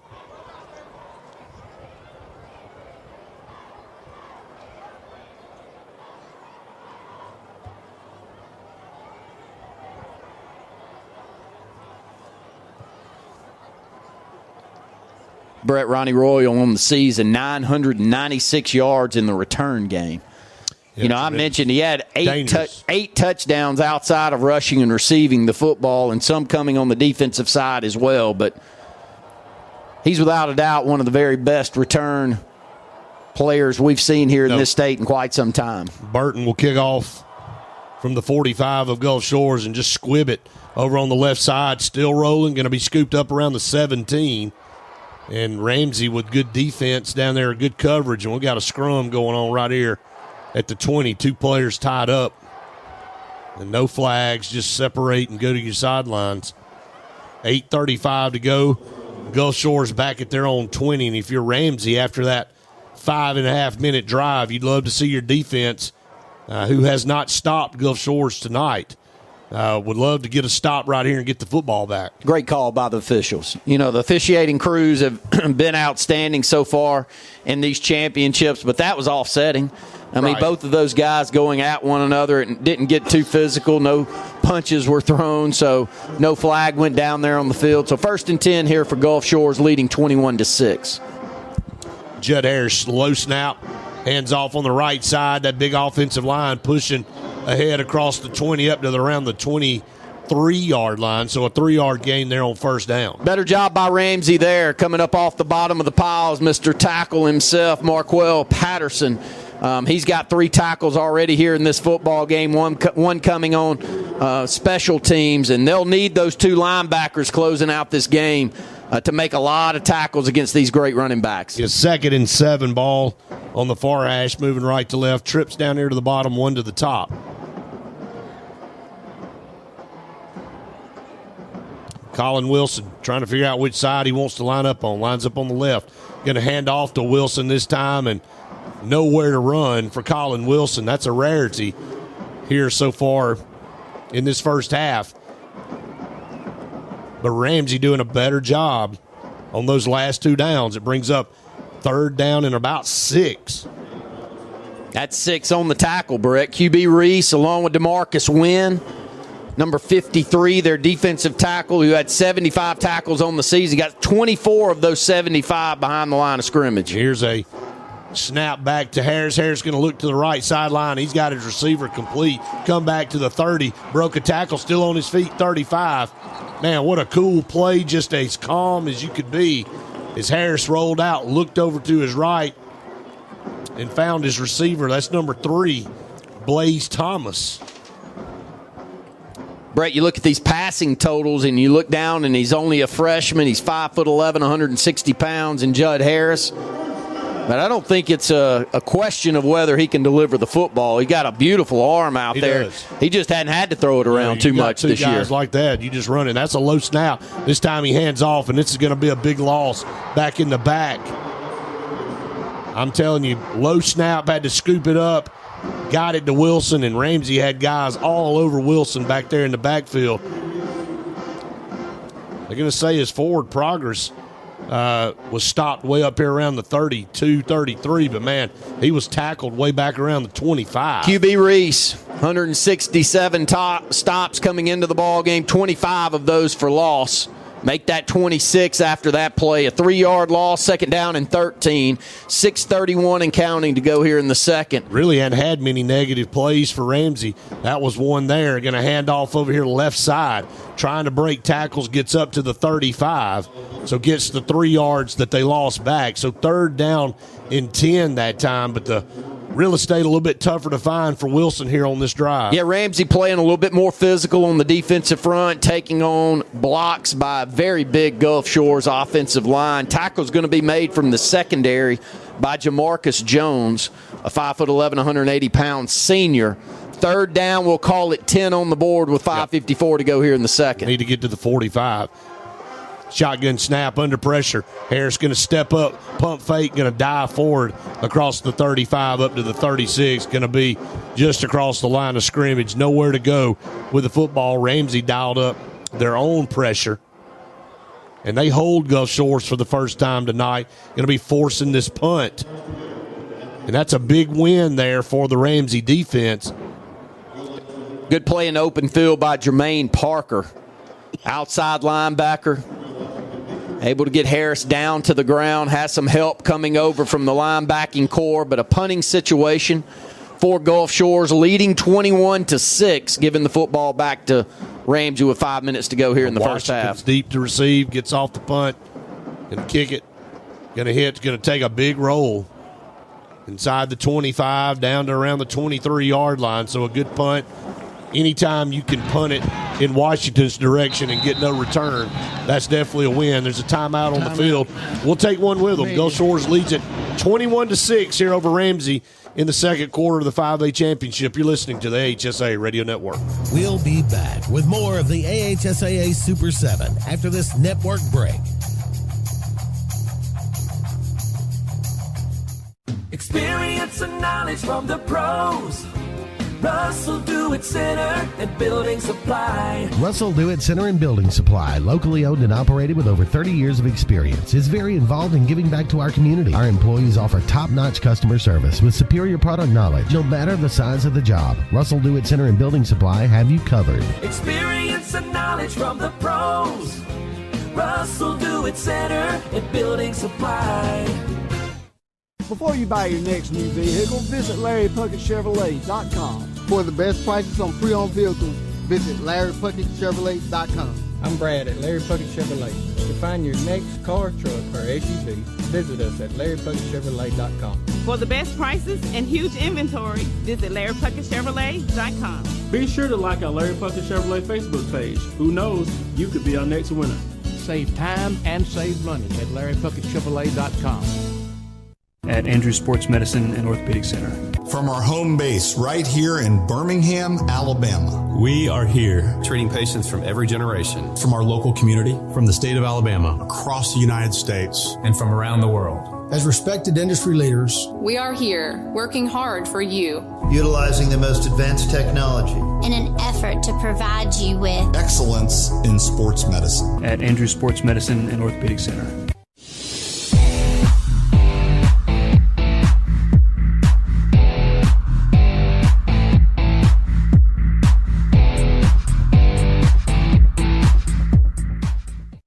We'll be back with more of the AHSAA Super 7 after this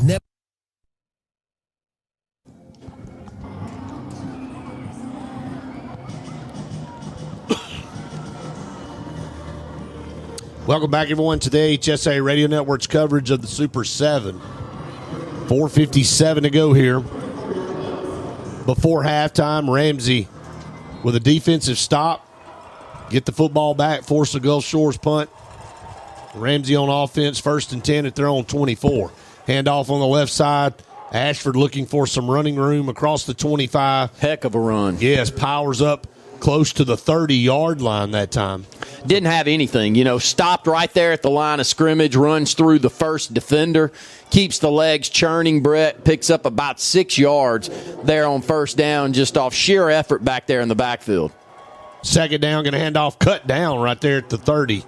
So that time, Gulf Shores doing a better job off that left side. Little slow-moving play back there in the backfield, just delayed a little bit.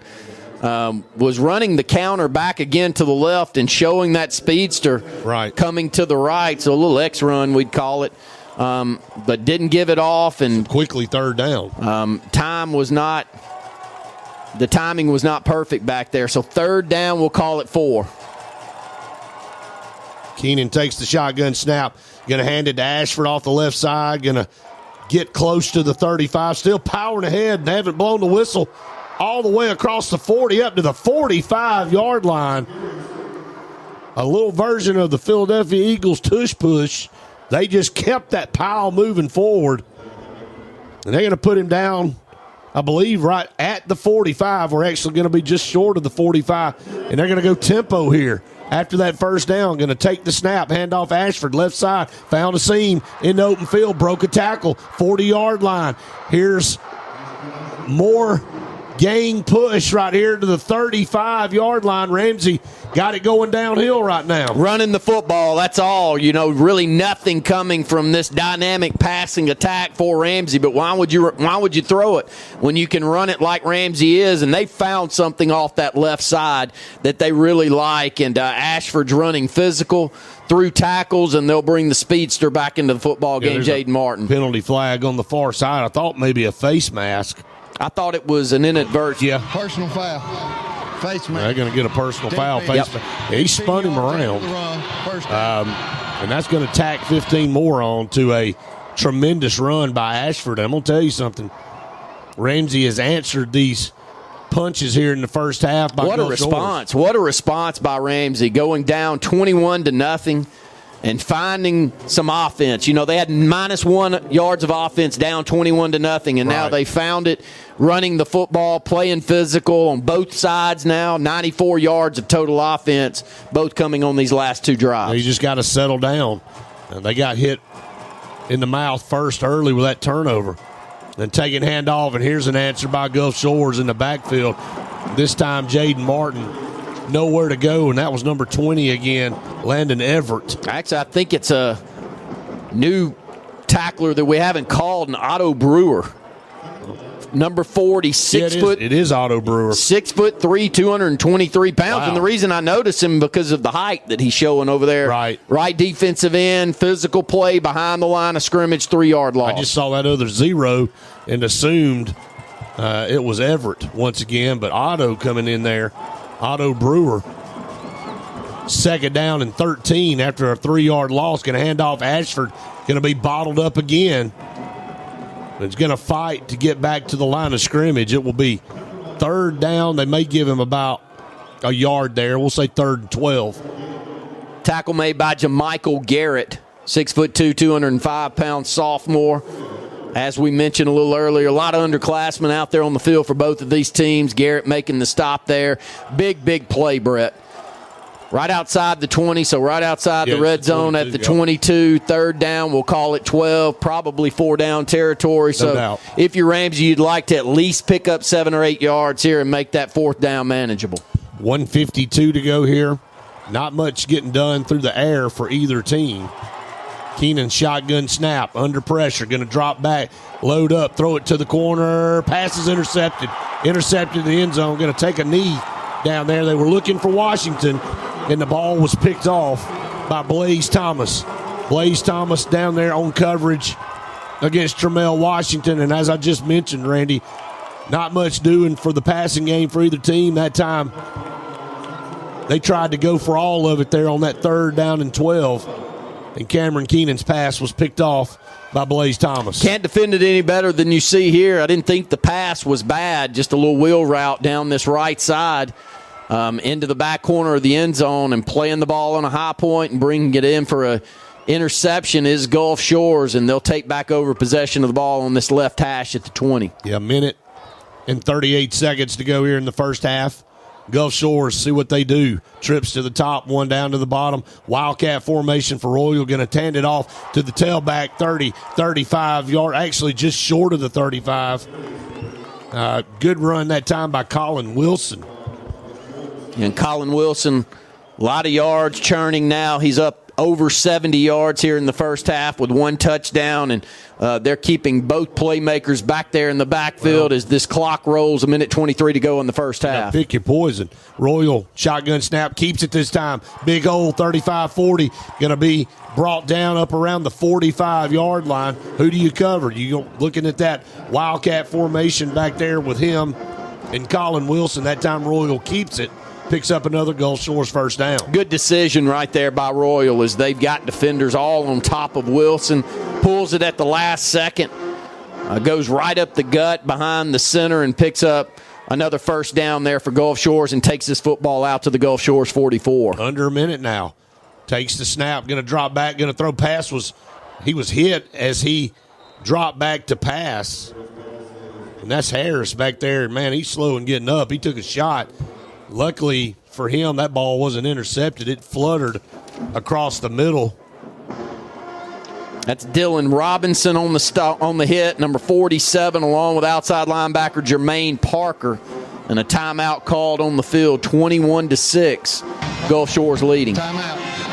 Yeah, we'll take a timeout. That's the first of the half. We'll stay here with only a minute, or actually a little less than a minute and 50 seconds on the clock here. Let's run down some stats here in the first half so far. Total yards for Gulf Shores, 180.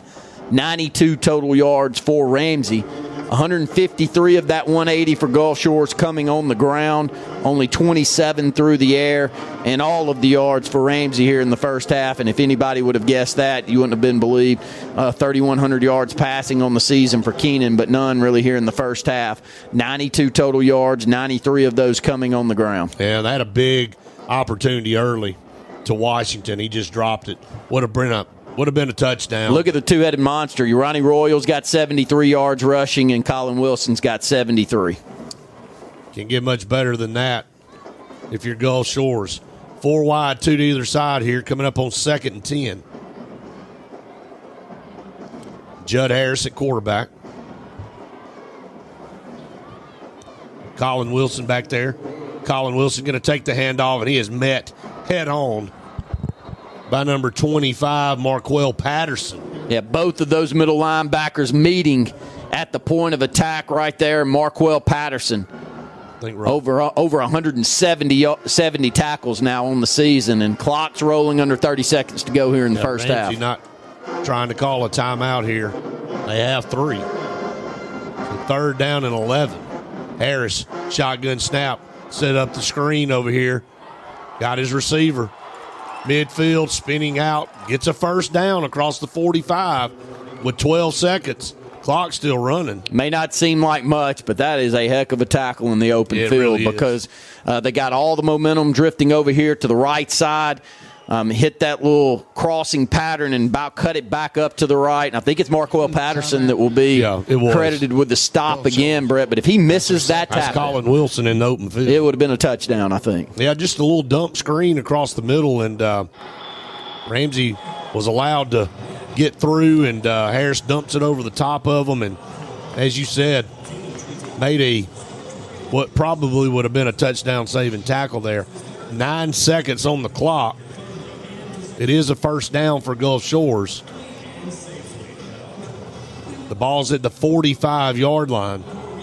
Again, Gulf Shores had a timeout in their pocket, so they spend it there.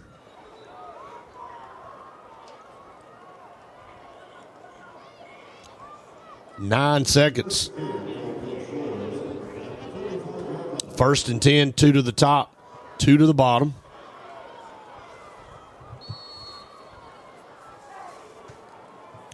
Judd Harris in the shotgun formation. Colin Wilson back there. Harris takes the snap under pressure. He's going to be sacked, and that will end the first quarter here. The first half. And we will go to halftime of the 5A championship game with Gulf Shores leading the defending 5A champs Ramsey 21-6. Coming up is the Alabama National Guard halftime show. You're listening to the AHSAA Radio Network. We'll be back with more of the AHSAA Super 7 after this local break.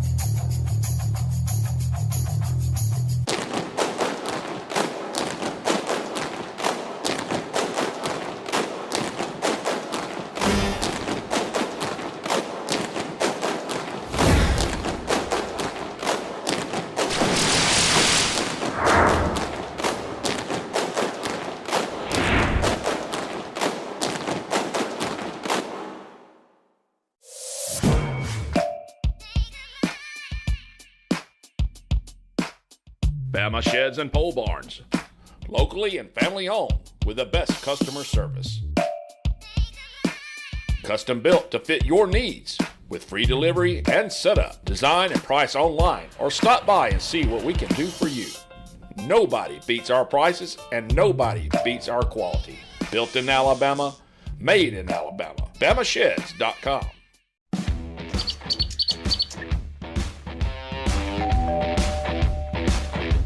Hi, welcome to Classic 13. How can I help you? I was thinking about getting a tattoo. Do I need to make an appointment? No, we take walk-ins every day. Let's find someone to help you. Follow me.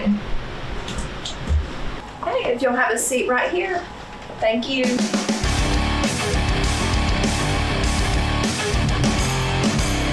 Come down to Classic 13, where good tattoos aren't cheap and cheap tattoos ain't good.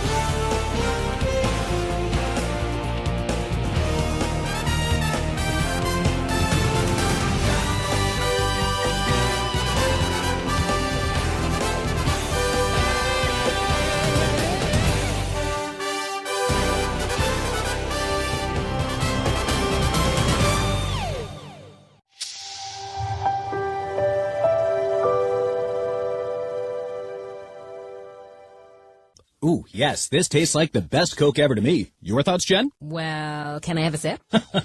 Jen, we're in the middle of reporting the news. I need to try it first. For a combined 50 years, SignSource has been Central Alabama's most reliable option for all of your sign needs. Custom metal, wood, or coroplast signs for your businesses or organizations, wraps or decals for your vehicle or boat, full color banners for any occasion. SignSource also provides fast, quality sign installation and service needs, including crane rentals and lighting maintenance. Check out our website at signsourcenow.com and call us at 256-825-0197. Go straight to the source, SignSource.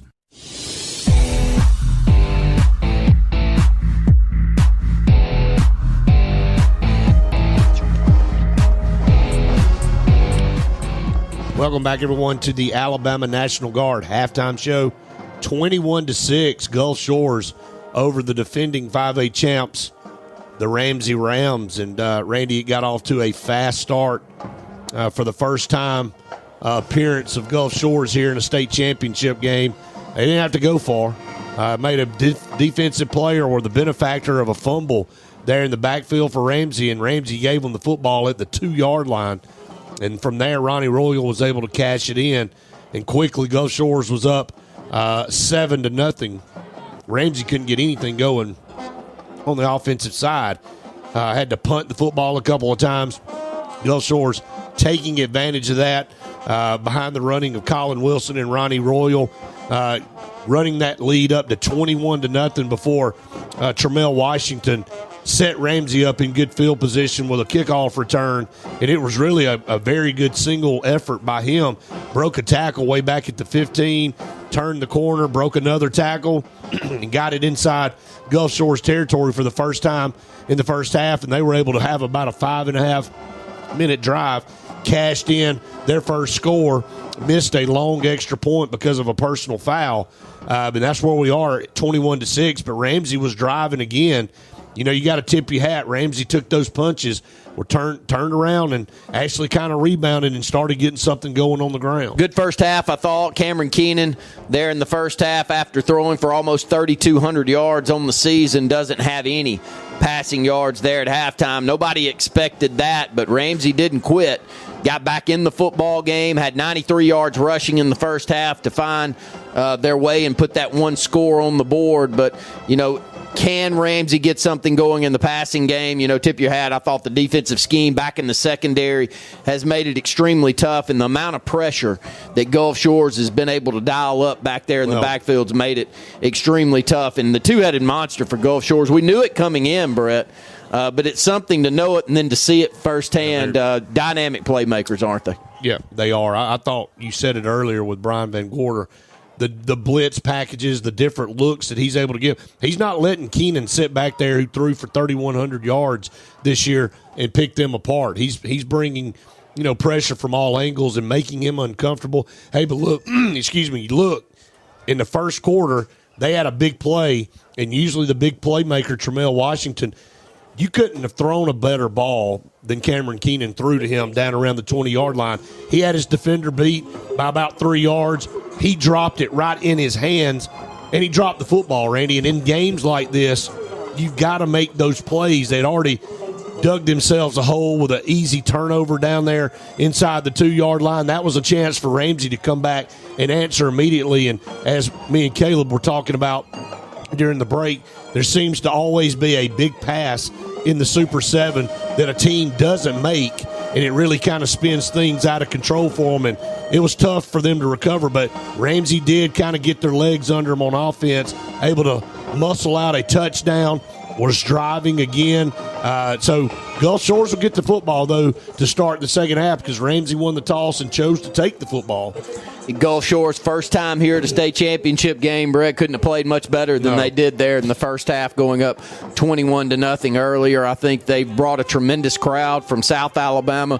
They're a program that's been around since 2000. They got a $150 million school being built down there, a growing population, a growing enrollment, and you can understand why with the great facilities that they have and the great coaching staff that they've been able to put together there at Gulf Shores. Just a great all-around product that we're seeing out here on the field. But Ramsey's been one of the top programs in Class 5A for quite some time. They're a proud program with a great culture that's been built going back a good 12 to 15 years, and they won't give up here in the second half. And I tell you what they did do moving into the second, because all 21 of those points were scored in the first. They played a physical brand of football moving into that second quarter, and they'll need to do that in the second half. 2 state champions crowned today so far in the 3A championship. Mobile Christian completed a perfect season at 15-0, knocking off 14-0 Madison Academy and handing them their first loss. Is Mobile Christian's first championship under Ronnie Cottrell. Been to a couple of other ones, but Mobile Christian able to get it done against a high-flying Madison Academy team. And then the game before this one, Coosa Christian and Leroy completes a perfect season. They finished 14-0. They were the defending 1A champs. Very good football game. Leroy scores late to take the lead, and they hold on to win 28-21. Coosa Christian, no quit there. They block a punt to get in the football game and to close that one down to 21-all, and then it was all running, man. It was quarterback, running back, just a whole host of players making plays for Leroy. Congratulations to that community. One of the best high school football communities in the state of Alabama. Yeah, when we started the AHSAA radio network, I think it was every year for the first 3 or 4 years, we said, I guess Leroy just goes ahead and makes reservations the next year while they're here at the state championship game. And then they kind of fell off a little bit, but good programs find a way to rise back, and now they've won 2 in a row again. They're as good as anybody in small classification football here in the state of Alabama. They complete another perfect season. We've seen some really good coaches down there. No, Danny Powell was down there at one point and won several state championships, and they're getting it done again. Then going back to last night again, I know we opened up the broadcast for that, but, man, the 7A championship game has run through Thompson, Alabama, the last 4 years, and it had been 5 since somebody knocked them off in the playoffs, and it was that same Central Phoenix City program back in 2018 that upended them. Then they won 4 in a row, Thompson did. And then last night, a narrow escape for Phoenix City, 21-19.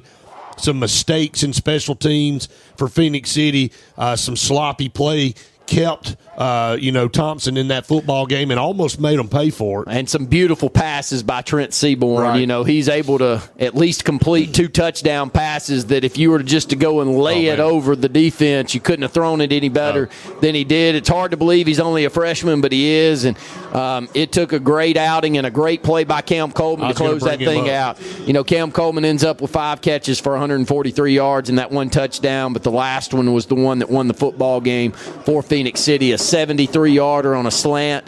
And we were talking to some guys that are recruiting Nix there, and they do a great job of following recruiting. And Chris Nix with Night Eat, he came over and he said, look, I'm an Alabama fan. I've watched Julio Jones, and I hate to compare, and I know it's easy to compare everybody to Julio Jones, but the way that he ran away from the defense when he didn't look like he was making a tremendous effort down that right sideline and ran away from some of the best athletes in the state of Alabama looked Julio Jones-esque.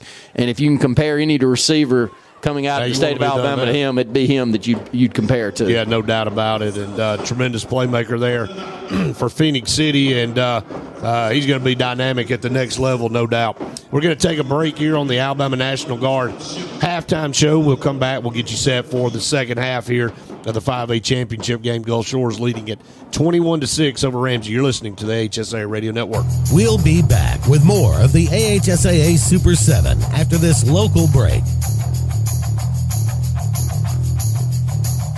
For a combined 50 years, SignSource has been Central Alabama's most reliable option for all of your sign needs. Custom metal, wood, or coroplast signs for your businesses or organizations, wraps or decals for your vehicle or boat, full color banners for any occasion. SignSource also provides fast, quality sign installation and service needs, including crane rentals and lighting maintenance. Check out our website at signsourcenow.com and call us at 256-825-0197. Go straight to the source, SignSource. You may not be a high school athlete, but if you have a sports-related injury, Encore Rehabilitation and Sports Medicine can deliver treatment that will get you back into your game. Injuries occur every day in all the sports you play. Encore provides physical therapy for minor injuries as well as rehab following surgery. Play hard, play to win. But when injuries occur, rely on Encore. With locations across Alabama, there's an Encore near you. Log on to EncoreRehab.com. Take home your AHSAA officially licensed championship merchandise today. Just click AHSAA.teamip.com and shop for event t-shirts, sweatshirts, tonal heather designs, or add your name to get your gear personalized. Team fans can get official state championship apparel at our official online store. You pick it, we'll make it. With our digital-to-garment technology hot off the press and sent straight to you or at your next championship game. Check out Team IP's booth. Visit AHSAA.teamip.com.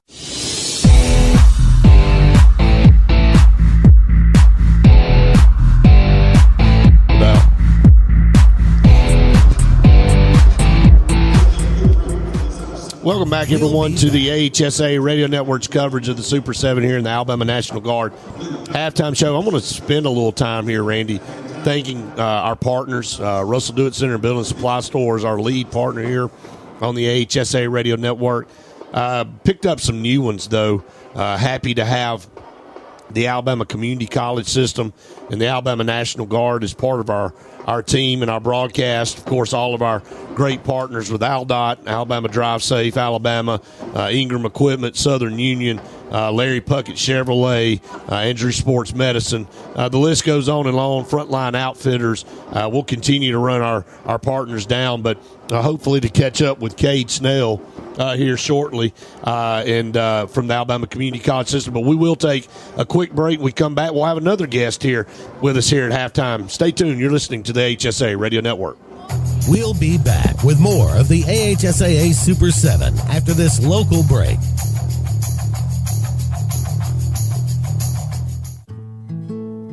Communities don't just happen. They're built by people. From the big moments to the small acts of kindness. It's the authentic connections we make that define us. At Alpha Insurance, we know that every day you're building things that are worth protecting. Because for us, this is more than coverage. It's who we are. Alpha Insurance, building tomorrow together.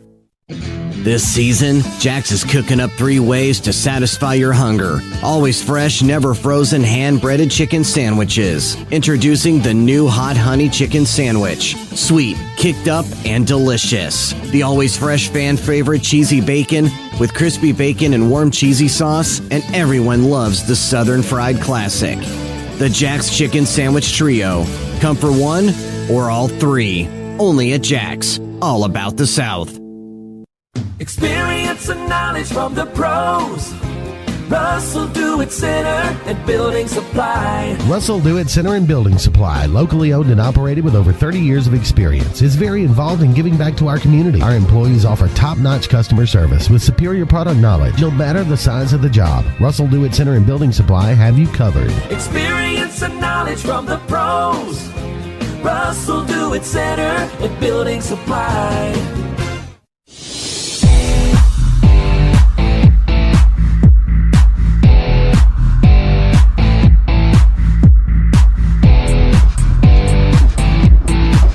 Welcome back, everyone, to the Alabama National Guard halftime show here, the 5A championship game. I want to welcome in a special guest here with Alpha Insurance, Matt Cobb.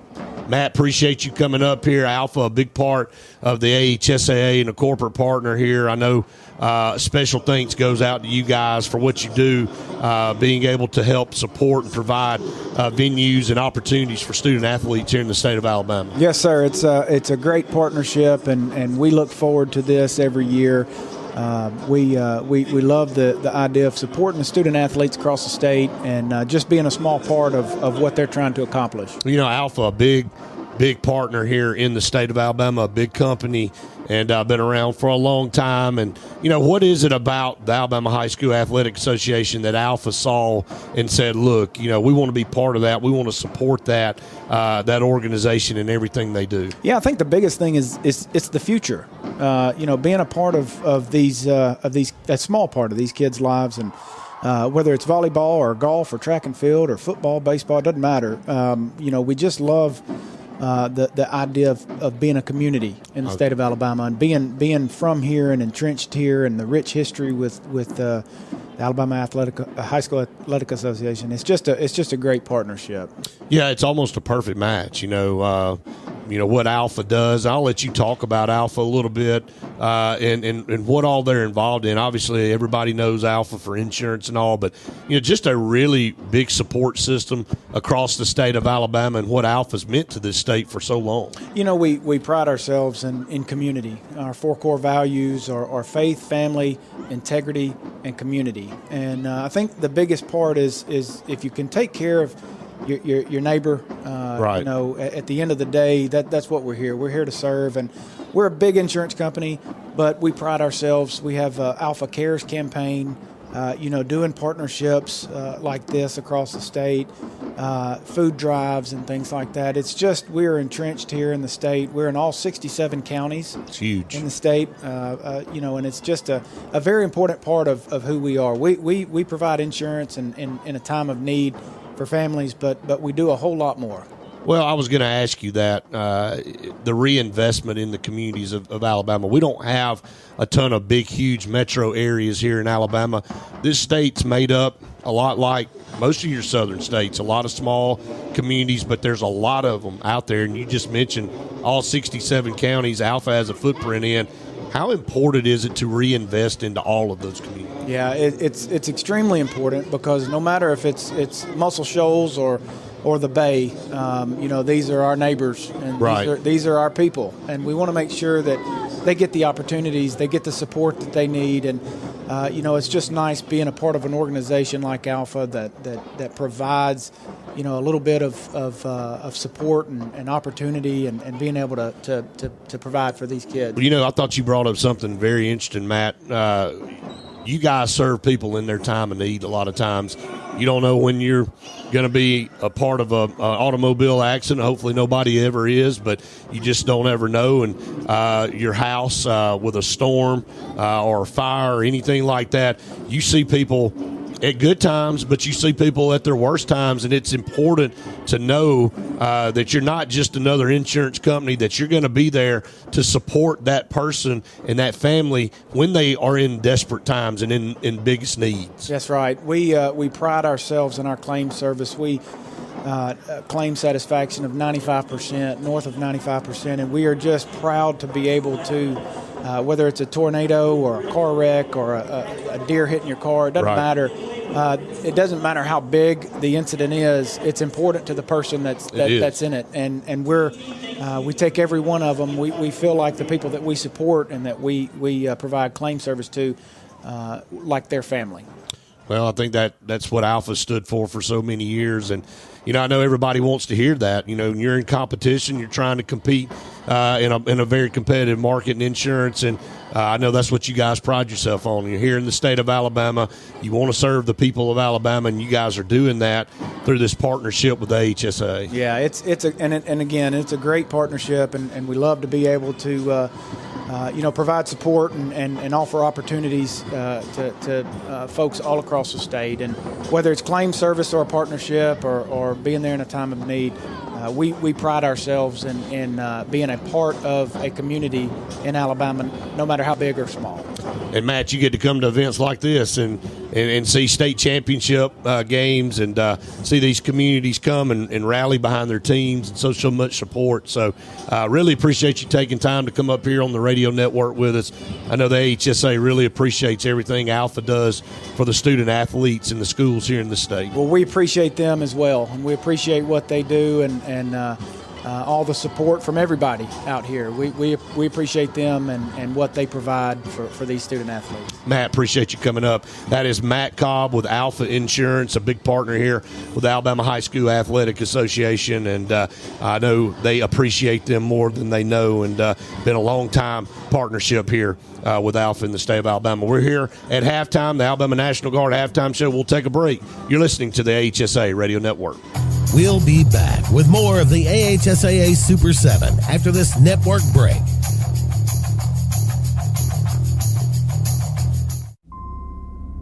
Okay, somebody's not wearing their seatbelt. I don't wear seatbelts. Might wrinkle my shirt.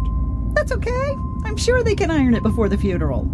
What funeral? Yours. Almost 70% of people who die in car crashes aren't wearing a seatbelt. Okay. There. You happy? Just happy to be alive.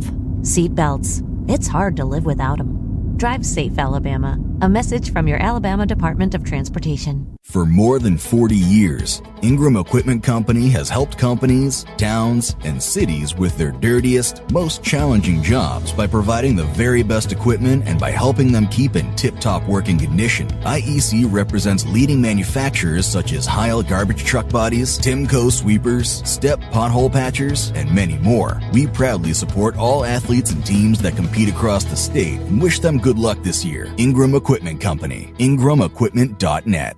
Are you ready? community college. You're gonna find the unexpected. The future is yours like you suspected. Your education's here and now. Are you ready? Are you ready? This is your life's proving ground. Are you ready for Southern Union State Community College?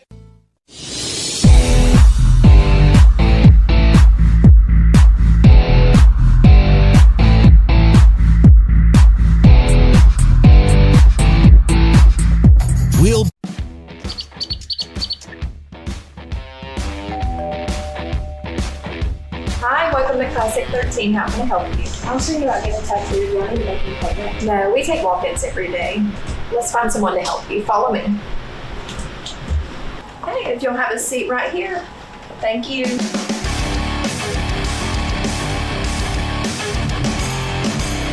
Come down to Classic 13, where good tattoos aren't cheap and cheap tattoos ain't good.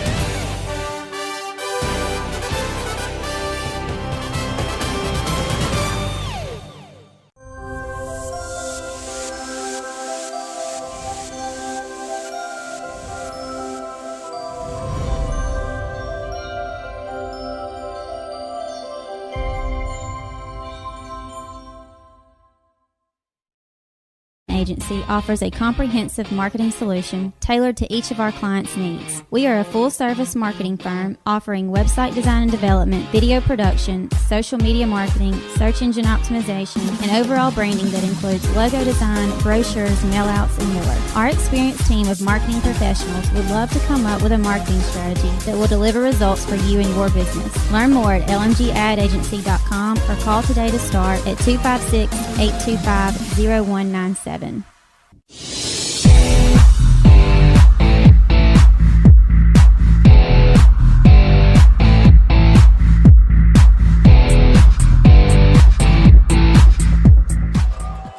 We'll be back. Welcome back, everyone, to the AHSAA Network's coverage, and quickly to the kickoff here in the second half. Larry Puckett Chevrolet kickoff going to be fielded and brought up to the 39-yard line, and I've got a special guest that's going to join me here. Man, they've been running you guys all over this place. Cade Snell, NJCAA Division I Player of the Year. Excuse me, Cade. No, you're good. Congratulations on that. And, now you move on to play here at the University of Alabama. You're representing the Alabama Community College system, and I'm going to dive into that. You and I are going to try to navigate calling this football game and interviewing you at the same time. So Gulf Shores will start 1st and 10 at their own 39, and they're going to hand it off to Royal. Royal is hit but bounces off a tackle up to the 41-42. Cade, first of all, just tremendous numbers for you playing at Wallace Dothan, but I want to talk to you about what the Alabama Community College system means to you and starting your career there. Man, like I was telling them down there, right after Auburn, I thought, man, I don't really know how I'm going to get this kicked off again. I don't even know if I want to keep playing baseball. And they reached out to me, and I was like, no, this is exactly where I need to be. And thank goodness for Wallace Dothan giving me that opportunity. I came back home, and it was just that spark I needed, and it pushed me over the top. And I probably had two of my best years playing baseball at Wallace, and it's not even close. And I'm just trying to have a couple more good years here at Alabama, and I don't know if it's going to top it, but we're going to try. Wallace Dothan, really and truly, it meant everything to me. Well, when we talk to community college students, and I'll get back to you in just a second, Gulf Shores there with a 5-yard penalty, a false start, so it brings it back to 2nd down and 12. And a snap the football, handoff to Royal, not much doing, gets back to the original line of scrimmage, so brings up 3rd down. But the community college system plays such an important part to not just athletes but students all throughout the state of Alabama. It's an affordable opportunity. But I know you think about playing the sport, you go, man, I'm at a community college. That's where you really build bonds a lot of times. Talk about those relationships. Exactly, and I was telling a couple people what was the big difference, and it's the small things. I remember at Auburn, we never had to work on the field and stuff just because it's a big university. Right. And we came back, and I was at Wallace Dothan sitting there having to work on my field and stuff like that. Right. And it really makes you have a deeper understanding. And yeah, it's a big piece of humble pie. And like I said, I'm so appreciative of them and everybody over there, the AD, the coaches, the players, all the whole staff, the whole 9 yards. I mean, they all wanted the best for me, and you could tell that as soon as I stepped on campus. That's huge. Meanwhile, back on the field, a big throw and catch by Ronnie Royal. Took a shot down here at the 45, but moves the chains for Gulf Shores inside Ramsey territory. But you just kind of showed that the community college gave you a second life, kind of breathed new air into you and gave you an opportunity to kind of get your feet under you. I want to talk to you about that last year and how special that was. I don't think anybody ever anticipates being National Player of the Year, but I want to get your reaction here when we come back.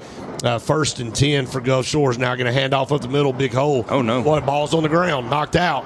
Did Ramsey come up with it? I think they did. Ramsey, big turnover right there, forcing that turnover as Gulf Shores had moved into Ramsey territory and being opportunistic coming out of the gate. They started this game, Ramsey did, giving the ball away inside the 5. This time they take it away, so canceling those turnovers out. But, Cade, before I let you go, National Player of the Year, what did you do when you were told that you just won the National Player of the Year? Man, to be honest with you, I wish we would have won the state. I mean, that's what I wanted. And, right. I thank the good Lord, I got that accolade, and I can really give all the credit to my teammates. I mean, I was put in those situations for a reason, and I came through when I needed to come through, and, all the power to everybody else that was on the field. That wasn't me who just won that award. I was the one who represented it, but it was all 9 of us. I know you credit that with your teammates. It is a team. Here's a pass for Ramsey on 1st down. It's going to lose about 4 yards. A little swing pass complete out there to the speedster, Tremel Washington, but a good open field tackle that time by Blaze Thomas. Loses about 3, so it'll be 2nd down and 13. Well, Cade, I know you're busy. We really appreciate you taking some time out to come up here and be on the air with us here to start the 3rd quarter. Good luck to you here at the University of Alabama. I know you represented the Alabama Community College system very well. I know a lot of people back home and throughout this state are proud of you, and looking forward to following you moving forward, okay? I appreciate that, and roll tide. Absolutely. Thank you, Cade. I'm not going to say that back. So I'll say it for him, roll tide. There you go. Cade, good job, man. Appreciate it. Thanks for all you've done, and good luck with the rest of your career. Meanwhile, back to the field, Ramsey picks up 4 yards, gets back to the original line of scrimmage, so it brings up 3rd down and 10. And Cameron Keenan now, shotgun formation, trips to the top, one down here to the bottom. Shotgun snap, drops back to pass. Under pressure's hit from behind. Going to unload down the middle of the field, almost intercepted down there at the 30-yard line. And once again, that was Blaze Thomas with another opportunity after making a very good play on that 1st down to create about a 4-yard loss. Blaze Thomas comes up and knocks the ball down on basically a deep post pattern there for Ramsey. So after Gulf Shores turns the football up over Randy, Gulf Shores defense stops them right there for no gain. So it's 4th and 10. Decent baseball player took my spot for a couple of minutes. I think so. I think maybe Division I Player of the Year. Tremendous numbers, 10-0 on the mound. Hit about right at 400, and here's the snap on the punt. Had 15 or 16 home runs, hit 70-something RBIs.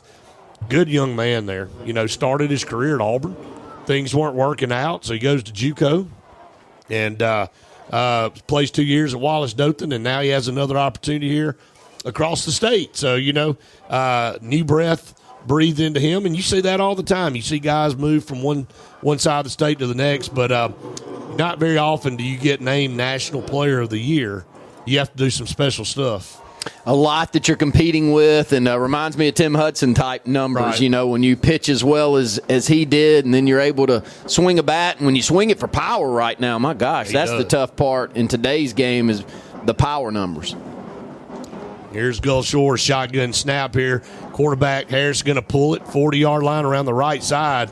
And Judd Harris, I think they grabbed his towel or maybe his T-shirt and stretched it out. And QB Reese making the tackle after about a 4-yard gain. Heading to Alabama to play football next year, QB Reese, over 170 tackles. I'd love to see his number of tackles over the last 4 years, Brett. It's got to be over 500 tackles in his career at Ramsey. But got to keep them honest. Ramsey, you got to keep those linebackers honest. They're playing a little more physical since those first couple of possessions, and Judd Harris is the one that's going to need to do that. Here's a big run up the middle, almost to the 50-yard line. Going to be cut down.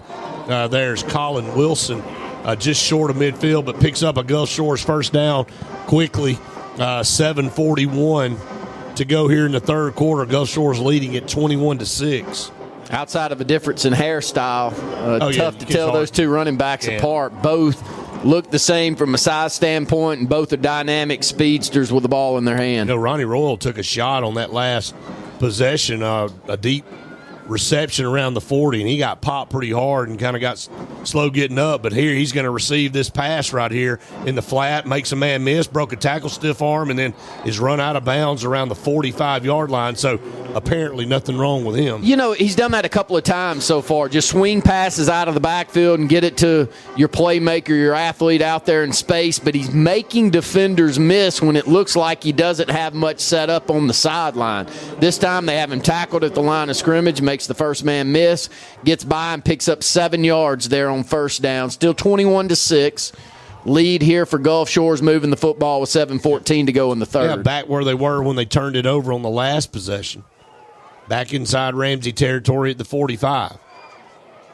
Judd Harris in the shotgun, going to hand it off on the speed sweep there to Royal. Royal just breaking tackle. He turned it over again. Ball pops out, caught in the air by Ramsey, and there's a penalty flag, 2 penalty flags. Going to run it all the way back to midfield. Went right to number 1, Jamarcus Jones, and Royal fighting for extra yards in the same spot as the last turnover, had it ripped out, and Ramsey has come up with another turnover.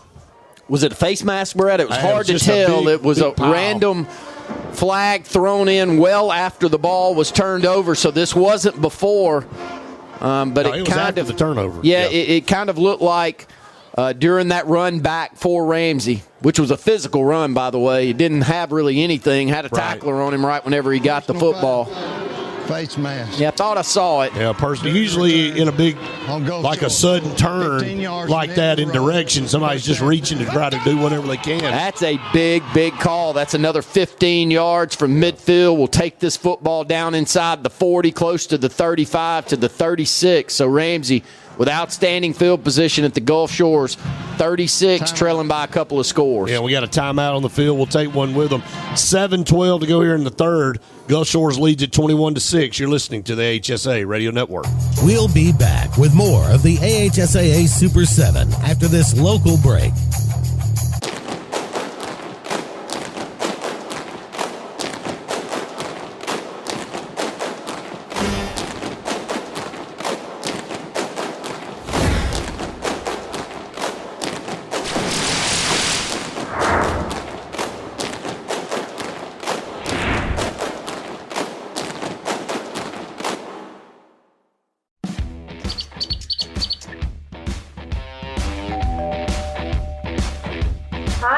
Classic 13, how can I help you? I was thinking about getting a tattoo. Do I need to make an appointment? No, we take walk-ins every day. Let's find someone to help you. Follow me. Hey, if you'll have a seat right here. Thank you.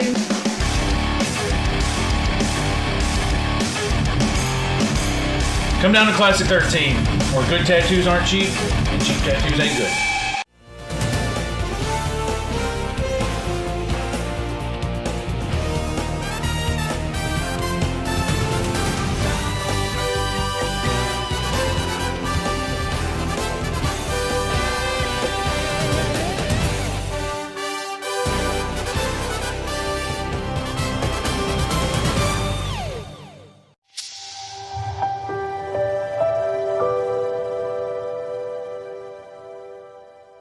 Just happy to be alive.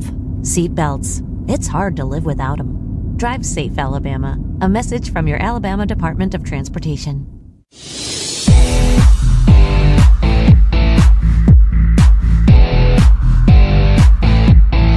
And saw our good friend Jason Caldwell over here in the press box, Right. and he said Reddit has gotten cold down there on the field.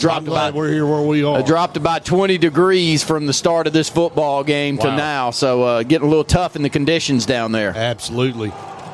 Ramsey down to the Gulf Shores 35. Under pressure. Going to be sacked back here at the 45-yard line. Sacked. What a big play there after that turnover in the 15-yard face mask and moved it all the way down to the 35-yard line. And then now the sack back to the 45. Loss on the sack play.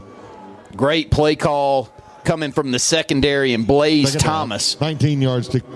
Going to send that pressure back from the secondary. He doesn't get credited with the stop. Big number 60, Matthew Kisner, ends up making the tackle on the quarterback. Keenan back there. But, again, what you've been saying, so many different looks and pressures dialed up from Brian Van Gorder. They show blitz and now drop out of it now. And now they're going to bring one from the backside. Here they come. Quick pass, complete out to midfield, turning the corner and going to be ripped down at the 40-yard line. He's a good football player, Brett. I'm very impressed with Carter Bird. 6'1", 170. He's a junior. He looks long out there. Downhill safety, plays the run game physical, and has made a couple of plays in the passing game. Batting passes away there in the first half, and that's a tough tackle. I thought they had that one set up nicely to the short side of the field to Stinson. It's 3rd and 14. You know, Gulf Shores has forced Ramsey to play from behind the chains a lot tonight. They'll have to pick up 14 to move the chains here. Cameron Keenan asking for the football. Got it, dropped the ball in the backfield, and he's going to be wrapped up for a loss back to the 45. Got the football, just dropped it. And Gulf Shores, though, once again had 2 or 3 defenders on top of Cameron Keenan. As soon as he picked the football up, he had nowhere to go with it. Looks like Ramsey will punt the football. Yeah, I don't think they have a choice either. Yeah, Ronnie Royal going back deep. 5 minutes, 5 seconds to go in the third. 21-6, still Gulf Shores lead. Great opportunity there at the 35, Brett, to start they've had 2 turnovers.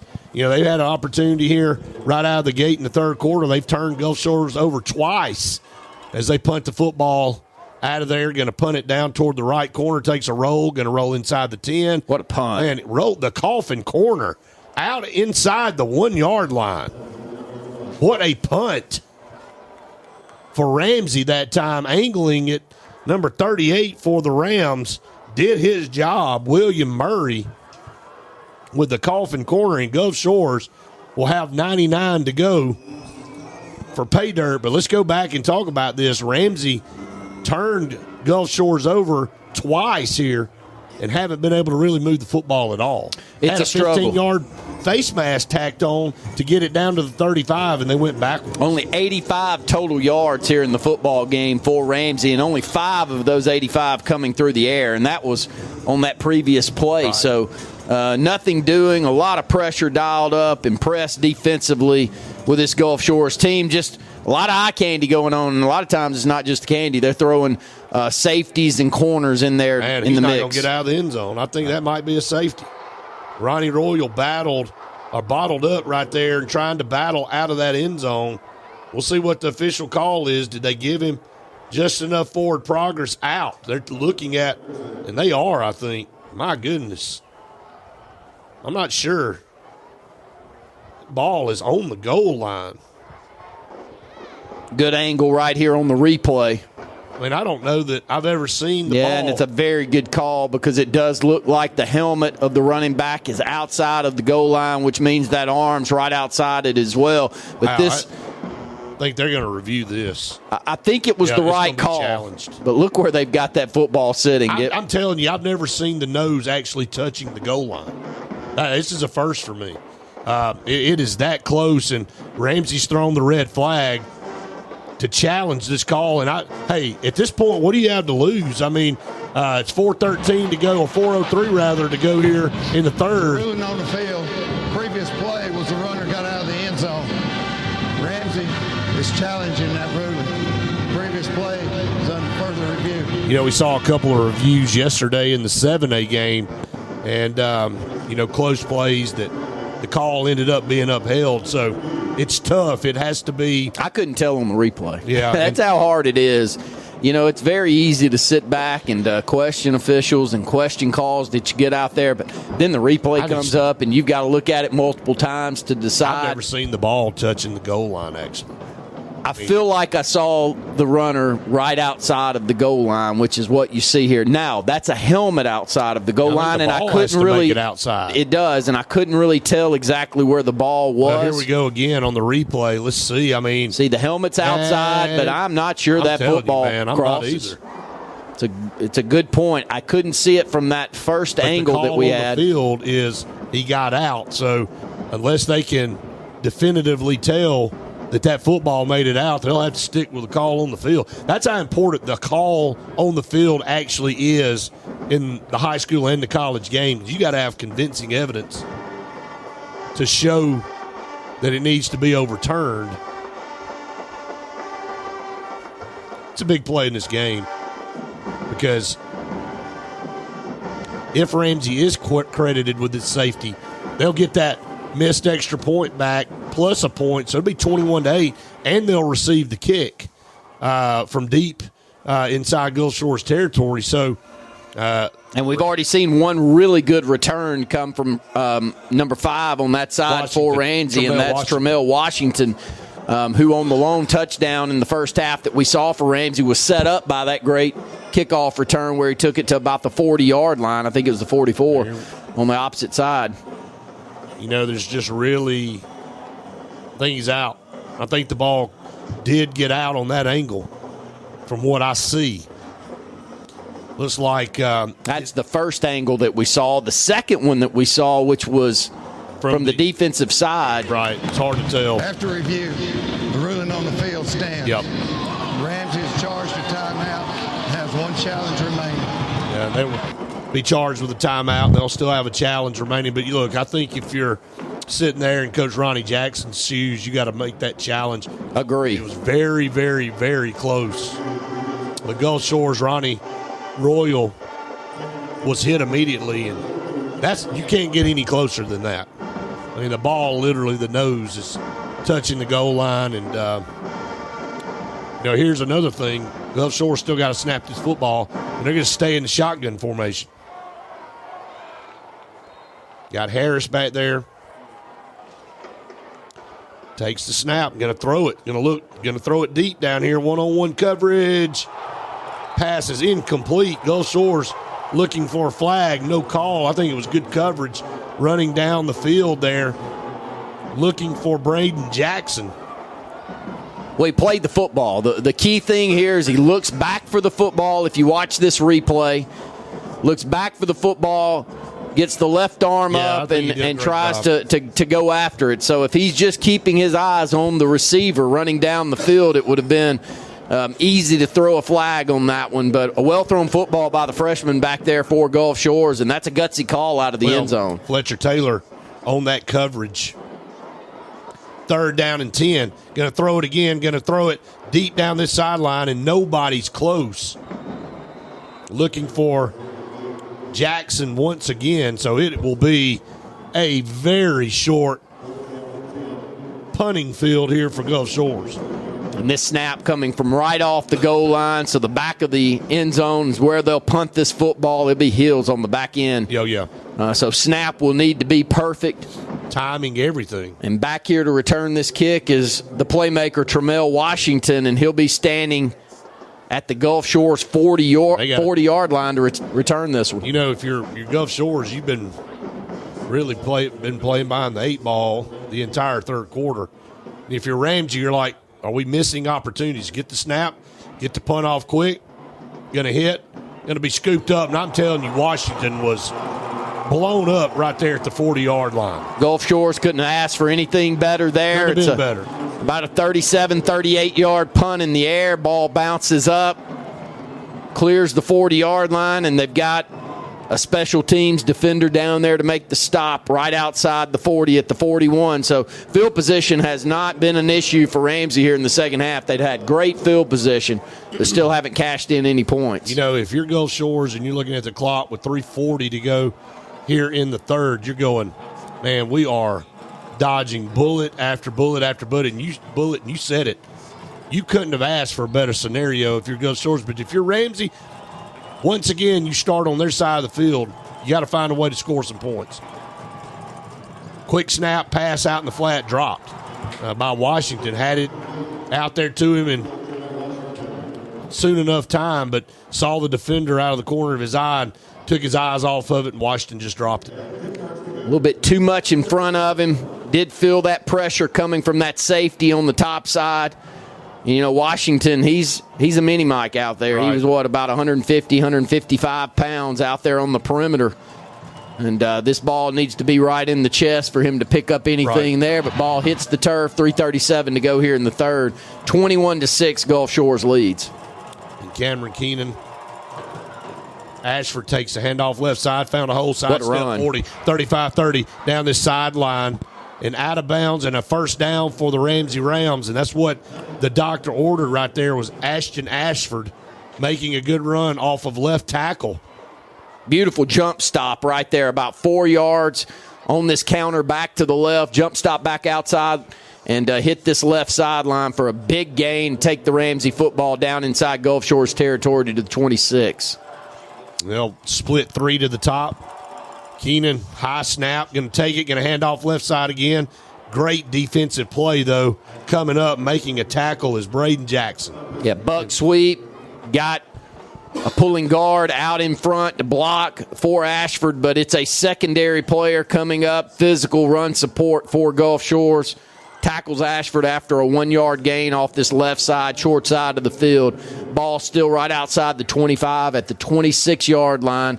We'll roll under 3 minutes to go here in the third with Gulf Shores leading 21-6. No, he had blockers out there. If Jackson doesn't come up and make that play, they probably have another first down.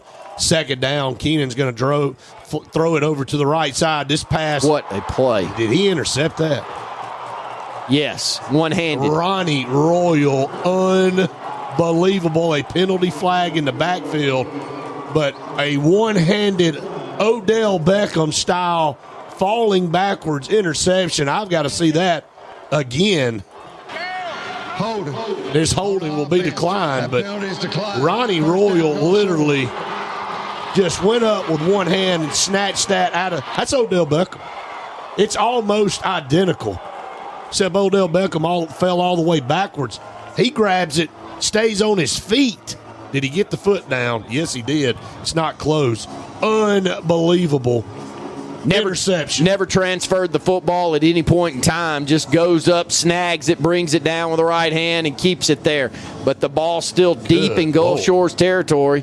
Ramsey couldn't have punted it any better. Ball's inside the 5 down to the 4. You know, if you're Ramsey, you're looking at this third quarter, and you're talking about so many opportunities. Missed opportunity after opportunity. They have had the ball impossibly by Ronnie Royal, man. What got out again for about a 2-yard gain.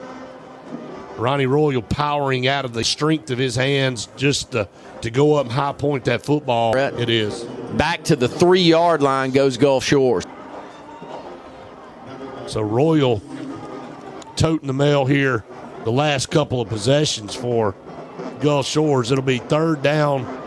They'll call it around 4 or 5, 3rd and 6. 21-6, Gulf Shores leads it.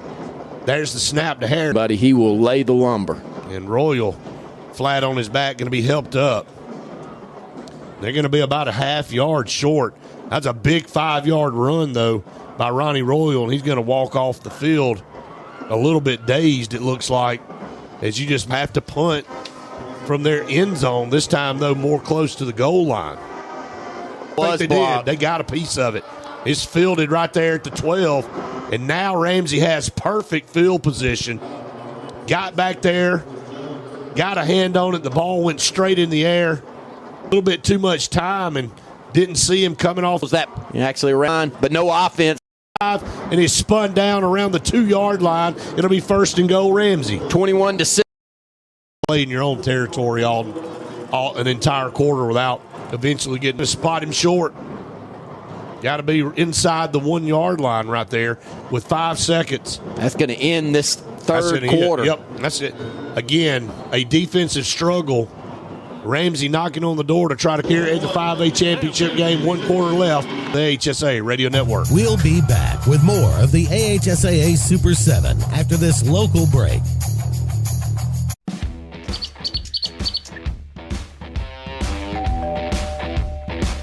We take walk-ins every day. Let's find someone to help you. Come down to Classic 13, where good tattoos aren't cheap, and cheap tattoos ain't good.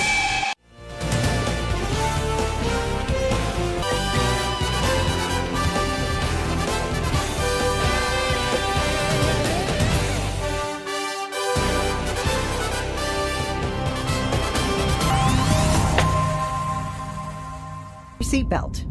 I don't wear seat belts. Might wrinkle my shirt. Almost 70% of people who die in car crashes aren't wearing a seatbelt. Be to be alive. Seatbelts. It's hard to Hard to be a good one. Ramsey is knocking on the door. The AHSAA Super Gulf Shores territory. Caused a couple of turnovers. Haven't been able to get any points out of it, though, but they had a quick 21-0 lead. Shell shot. So maybe 50 yards of offense for Gulf Shores and maybe 30 yards of offense for Ramsey here in the second half. It's been all defense on both sides. It could be that way. Keenan going to hand off up the middle. Did he get in? Now, who does this go on? This will be interesting. Yeah, because if this one goes against Ramsey, it is a massive call. It is. And this one will be a personal foul. But will it be offsetting or will it be just against one player? Against Gulf Shores. Yeah, the nose is on the goal line. The nose of the football going to touch the goal line. Dead ball. Personal foul. So they got about a centimeter worth of moving there. It's still third down. And the real estate has been, Shores just had to score on fourth down. But, man, they are. Cameron Keenan, shotgun going to hand. Push by the Ramsey offensive line against Gulf Shores there and wait and go for two there and let the next touchdown. Right. I think that's the smart thing to do. True. Probably opportunity there. Number 38. Murray, there's the snap. It's going to be a turns team now. I told you better buckle up here in this fourth quarter. And Ramsey field position twice, but that last time a blocked punt took 4 plays, 14 yards in a minute and 28 seconds. That's your Alabama department here with 11:14 to go here in the fourth quarter. At half, Ronnie Royal had 73 yards rushing, and Colin Wilson also had 73 yards 90 rushing. and 80. Now 90 and 88. Here's the football at the 35. So Ramsey early in that third quarter twice and 2 fumbles. Negated those drives, and Ramsey was able to kick out of bounds. Kicking really keep Gulf Shores backed up to speak of outside of that first quarter. Leading only by a touchdown now. 11:14 to go in the football game. And he, instead of falling on the football, picked it up and tried to return it. All this up. This was a bad snap. Harris couldn't get it. The ball. This snap never had a chance for Judd Harris. You know, it looked like the Gulf Shores offensive lineman trying to set it up, and player makes tackles every year that I've been able to keep up with him over there. You talking about disaster? The football. 5 yards. First down. So the ball line warning, and then gave a delay of game. Okay. So it goes back to the 10. Got the heavy package in there for Ramsey. Ashford. Tackle made from the secondary. Yeah, it's number 7. And nowhere to go. And boy, we have got a lot of extra sportsmanlike conducts thrown here by both teams. And this thing is coming down to terms here as we roll under 10 minutes. Ramsey now 3rd and goal at the 7. Trailing 21-14. They've also had, a fake extra point to pick up a 2-point conversion. And here's a blitz, and they got to him back there, and they're going to bring him down. They blow the whistle once again, for a sack back here around the 11-yard line. But these blitz packages by Brian Van Gorp. He have created tons of havoc. And here we go. 4th and goal at the 11. Keenan takes the snap. He's going to roll out to the right under pressure. Steps up in there. Now he's going to be hit at the line of scrimmage and dropped. Open field tackle right there by number 7 for Gulf Shores, Jamai, for no gain.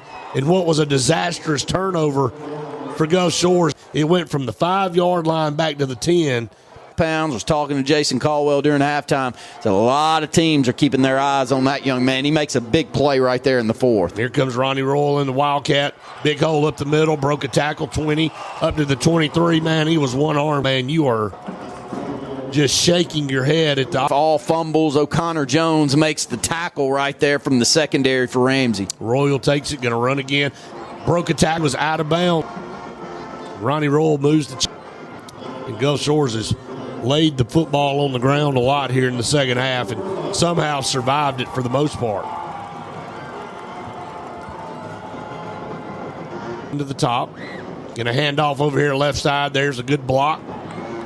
Ooh, man, finished off there by Ramsey after about a 2 or 3 yard game coming up from the secondary. Both in on that stop, but Jones, a couple of tackles, some really nice ones in the open. 2nd and 6 is 21-14. Gulf Shores leads.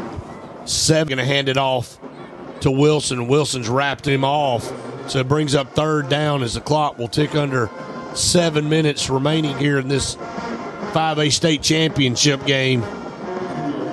Yeah, both Jones there. Jamarcus Jones and O'Connor Jones meeting back there at the line of scrimmage to make that tackle. Big play right here for Gulf Shores, 3rd and 5. 2 on this near hash. Moving right to left. Ramsey down for Gulf Shores. Everybody needs for Ronnie Royal to run through. He gets it up to around the 40. Tackle him. You got to get a headgear on him and wrap up.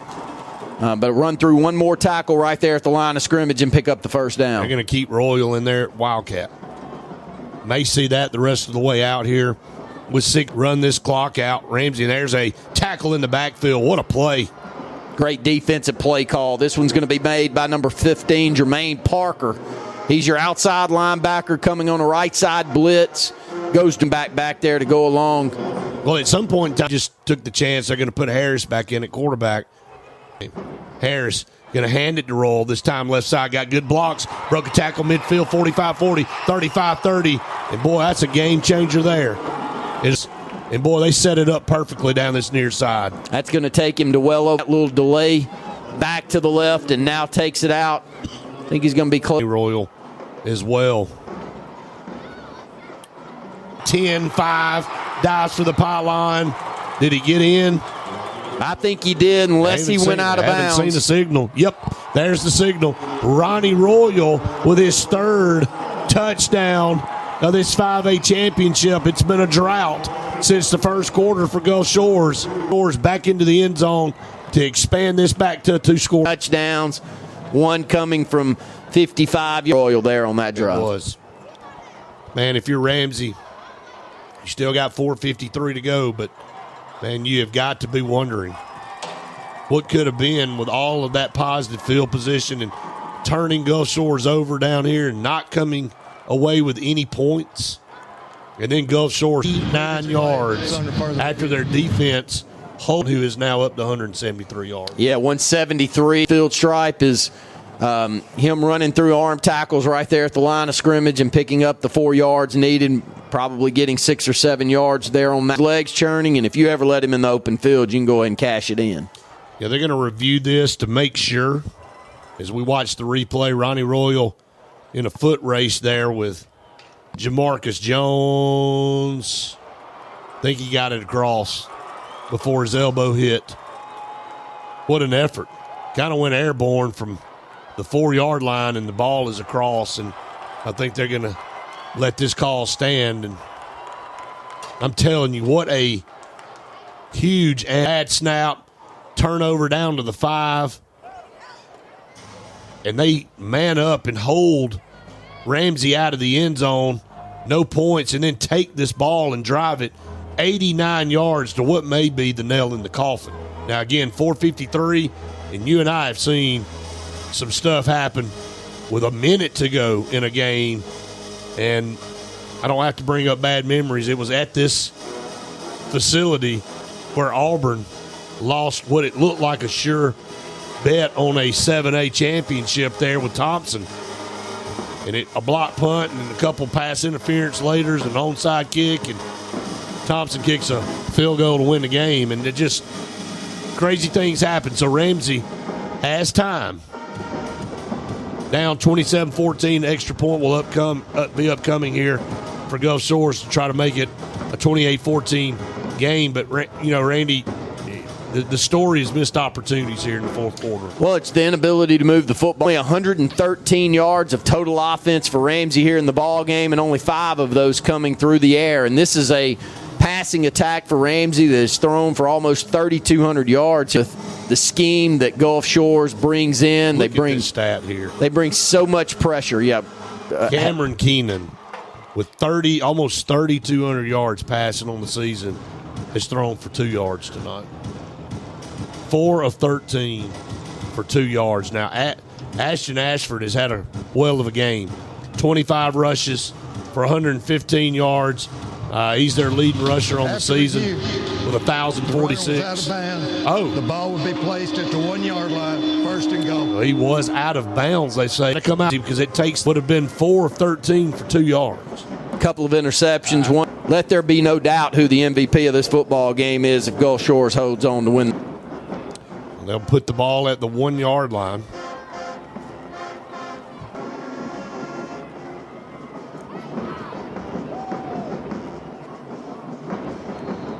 Judd Harrison, the shotgun. Low snap again, going to hand it off. He kept it himself. He didn't hand it off, and he is bottled up and stopped. Last night, if thing can happen right there, and that was one that was, again, a low snap back there to the quarterback. Messed up the timing in the backfield, and Harris holds on to it and loses about 2 yards there on first down. Second and goal. This time hands off to Royal. Royal not going to get there, man. Bottled up. 3 Ramsey defenders in on that play. 2 linebackers meeting again back there in the backfield, too. That's Patterson along with QB Reese, and O'Connor Jones has just had half from the secondary. It's a big couple of plays here. You think? Big 343. What was a 2-score game? He took it off. They're going to throw it. Harris going to roll out. Man, he's hit. That's maybe a fumble. They're going to say incomplete pass. And I mean, just as soon as he rolled out, he had a man on him. And, man, I don't know if they're out of challenges or not. Will they review that to see if his arm was going forward? Man, I'm telling you, it is close. Cameron Carson, defensive end, back there on top of. So what ended up, Randy, being a 2-score game, you review it, they overturn it, and the defense stiffens up down here. And, man, they're going to go for a field goal to try to make it a 2-score game. But, man, that is a huge defensive stand by Ramsey. Will Langston on. Going to be offsides against Ramsey, I believe. Unless somebody moved that I didn't see.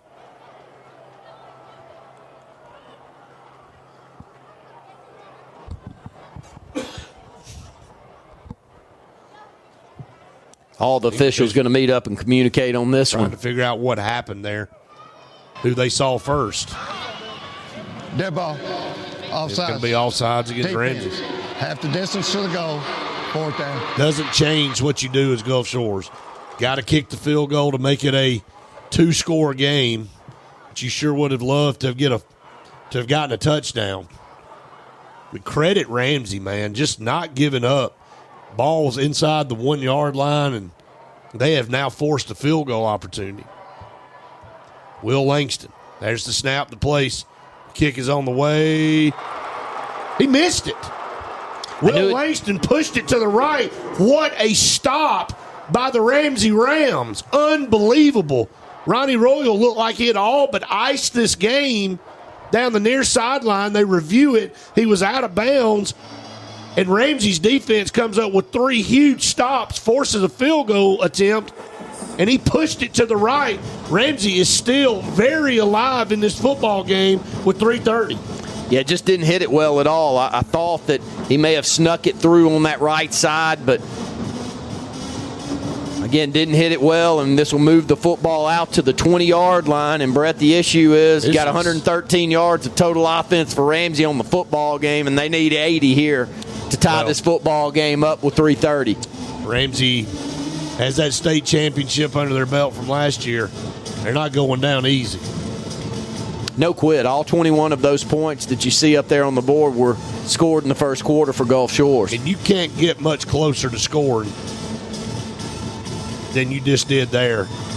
Had what you thought was a 2-touchdown score to extend this lead back, and a review later in 3 plays where you get stopped. And you're looking at your defense out there on the field again trying to end this football game with 3:30. If you're Ramsey, you're trying to do everything you can to tie this game and maybe send it to overtime. Checking out these stats, though, Brett, you said the craziest one's Cameron Keenan with only 2 yards passing here in the ball game, has completed 4 passes. 4 of those, just no time back there to take a look down the field. Did have a beautifully thrown football that was off the fingertips of Washington there in the first half, but since then, really nothing.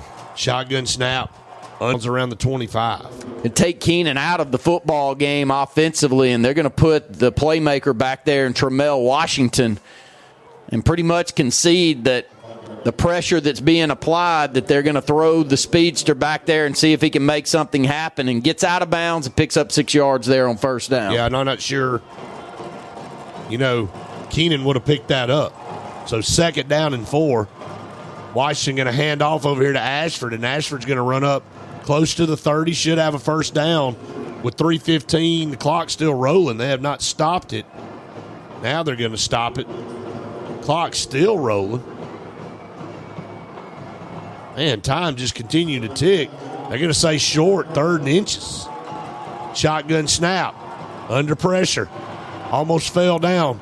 Going to take off and run for it easily out of bounds. Almost slipped and fell back there, but got his footing. And once again, Washington stayed in there at quarterback. I don't know if you remember a couple of years ago, quarterback goes down for Oxford. They put a backup in there, and I think it was his last name was Britt, and kept snapping him the football, and it was a lot like this against Spanish Fort, and, man, he just ends up winning the football. Made enough plays there at the end of the game to make it tough. That was a great one. Enjoyed calling that one with you, and this is another great one right here. 21-14, Gulf Shores leads. Ramsey with the football with 2:53 to go, though. Washington sends a man in motion. Left to right. Takes the snap. Going to roll out to the right. Looking. Going to fire a pass. It's going to be short. A diving attempt down here by Christian Stinson. A little 12, 14-yard out pattern. Roll the pocket out to the right. Short arms it out there, about 1 yard short of getting it to Stinson. He's an open receiver, Brett. Would have been a first down gain, but clock will stop with 2:47 to go. 2 timeouts on the board left for Ramsey here in this ball game. Yeah, Cameron Keenan, 3,200 yards passing on the season. Watching from the sideline here with 2:47 to go in this game. Washington going to set up a screen over here on the left side, and they're going to blow the play dead. Going to be motion, I think, against Ramsey. And, Randy, they can't walk out of this game and say they didn't have opportunities. I mean, it has been a massive struggle to get anything going offensively for Ramsey. And they catch themselves there with a 5-yard procedure penalty. And it really hasn't been penalties. That's just the 6th penalty on the game for Ramsey. False start. Offense. For 47 yards, Brett. Replay 2nd down. So, neither team has. Please reset the game. The turnovers have been an issue for both, and just the inability to throw the football. Right. Gulf Shore's ability to take Ramsey's passing game completely out.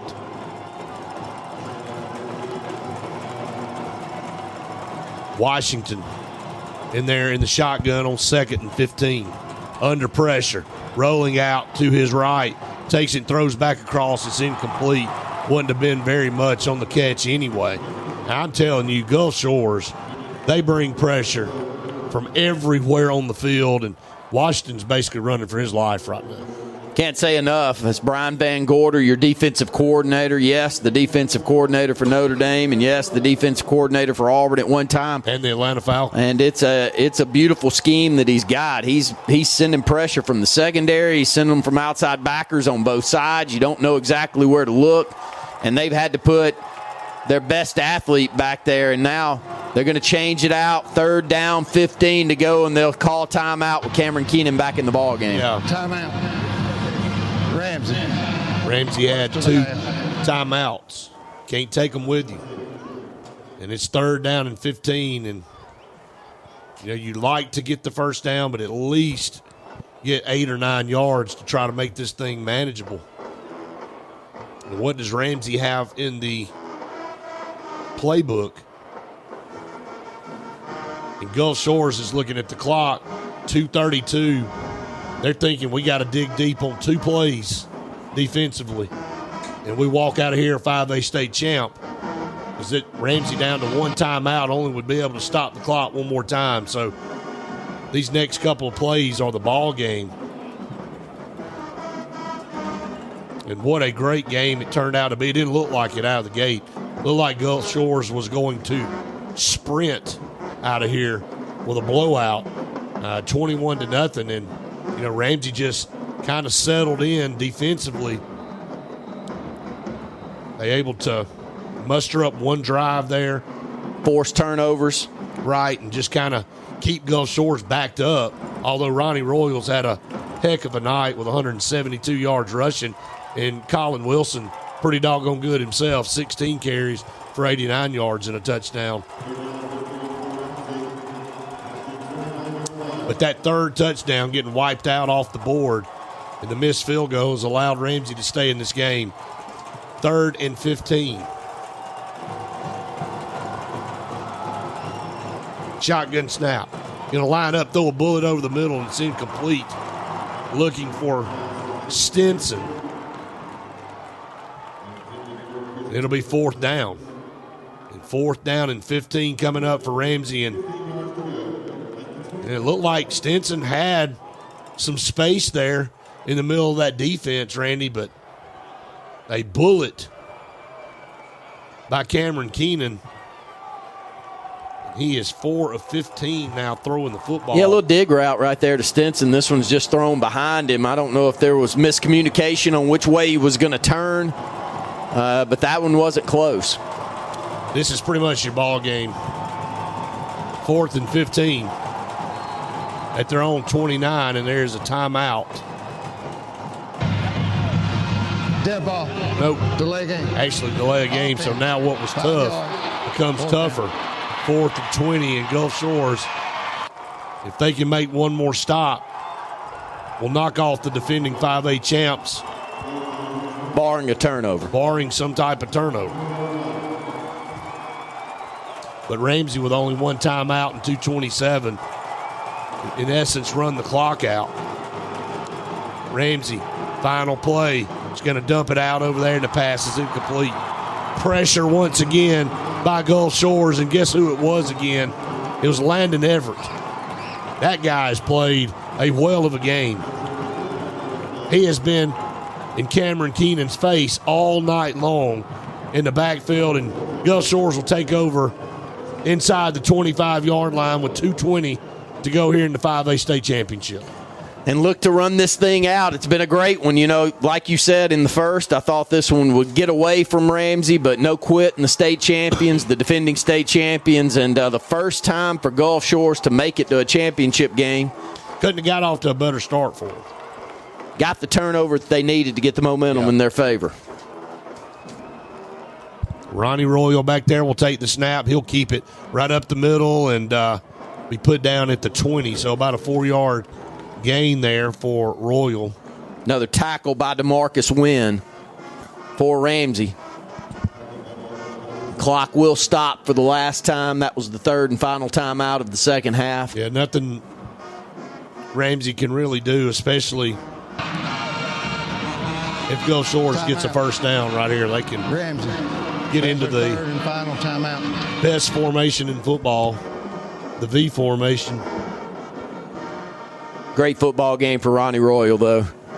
Oh, man. Right around 175 yards rushing on 20 carries, got 3 touchdowns. Actually, only 2 touchdowns because that third one called back at the 1 foot line. He's got 176 yards on 20 carries. And Colin Wilson, 16 carries, and 89. And those 3. And the most impressive play that he made was the interception over there on that right sideline, though.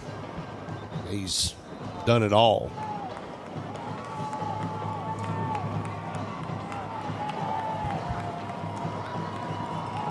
Great talent heading to NC State. We knew there was an opportunity here for him tonight to really put on a show, and he did. 2nd down and 6. Royal takes that snap, going to look to his left, going to run. He's going to be run down from behind. That's Jamarcus Jones making the tackle.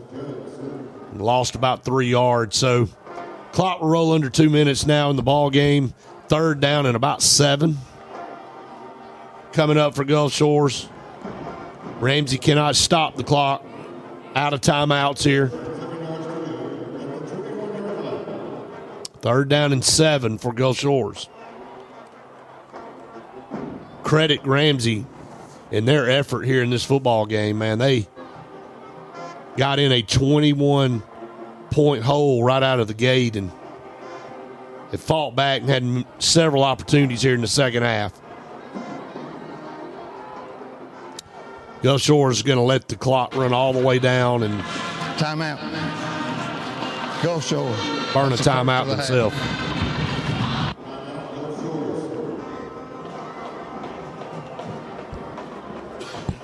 Minute 24 left to go here in the ball game. Just running down quickly some stats up to this point. 312 total yards for Gulf Shores to only 127 for Ramsey. Crazy stats, 62 yards passing for Gulf Shores, only 5 there for Ramsey. Ashford with 119. That's all the offense. I mean, 127. I mean, he's been it. And that's, you never would have thought that, you know, coming into this game, that a prolific passer like Cameron Keenan would be just all but eliminated from any type of impact on this game. I mean, he is not, I would dare say he probably not had a game like this in his entire career, throwing the football. And Ronnie Royal, who had kind of started being the all-purpose offensive player with 2,300 yards all-purpose, a lot of that coming in the kicking game, and had given up a lot of his carries this season to Colin Wilson. Tonight's not been that way, though. Here in the second half, they've run everything through Ronnie Royal, 175 yards here rushing. He goes right here, 25, actually 15 down inside the 10, and he just put the icing on the cake for the Gulf Shores Dolphins, and they're going to complete an undefeated season and basically go wire to wire. I mean, Ramsey, defending champs, I don't know exactly. I don't remember every poll, but Gulf Shores has been number 1 for a long time, and I think maybe Ramsey started the season number 1 and the early loss to Parker. Gulf Shores took over that spot. As Caleb nods and verifies that, yes. But they've been number 1 most of the year, and right now they're going to line up in the victory formation with 52 seconds. Gulf Shores going to get their first state title in school history. 188 yards rushing for Ronnie Royal on 22 carries, 2 touchdowns. Also had an interception on the defensive side. Will without a doubt be your MVP of this 5A state championship game. They'll have to snap it one more time. 28 seconds. They snap it. And then get a penalty flag coming in there.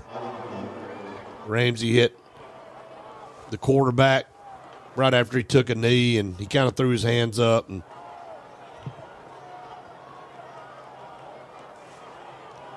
nevertheless, 22 seconds to go here in this game. Gulf Shores won't have to snap it again.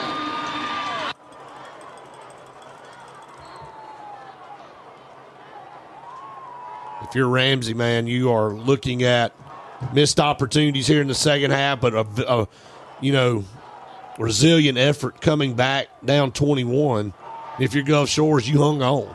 You did what you had to do to win this state title. Is they'll count it down. 2 seconds, 1. That's it.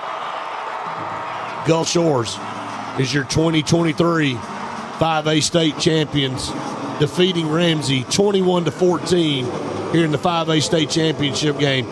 We'll take a break. We come back. It'll be the Ingram Equipment postgame show. You're listening to the AHSAA Radio Network. We'll be back with more of the AHSAA Super 7 after this local break.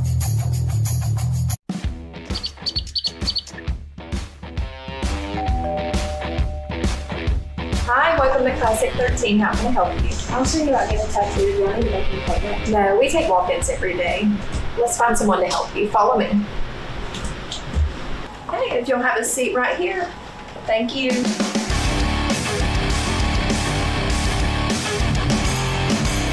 Come down to Classic 13, where good tattoos aren't cheap and cheap tattoos ain't good.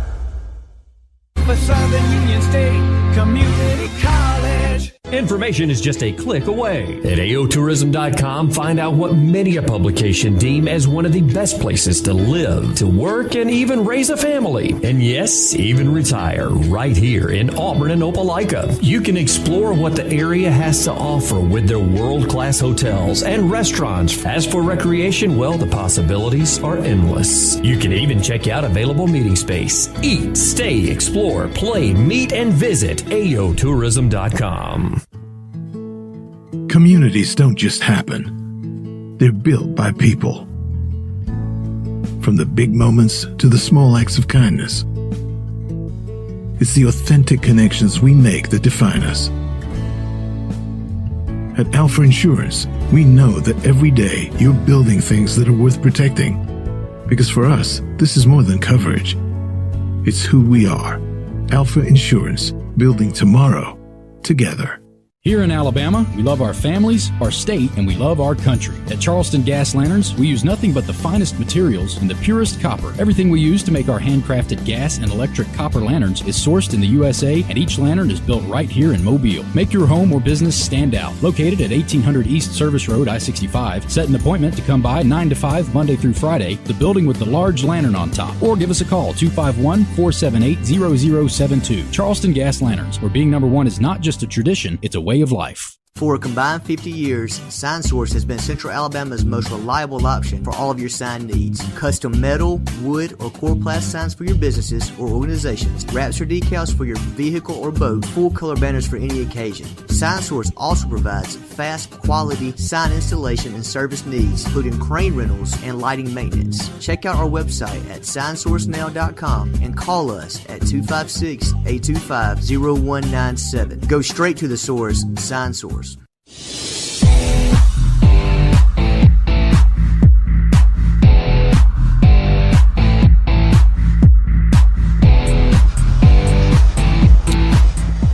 Welcome back, everyone, to the AHSAA Radio Network's coverage of the Super 7 State Championships here at Bryant-Denny Stadium. The 5A champion will be crowned shortly.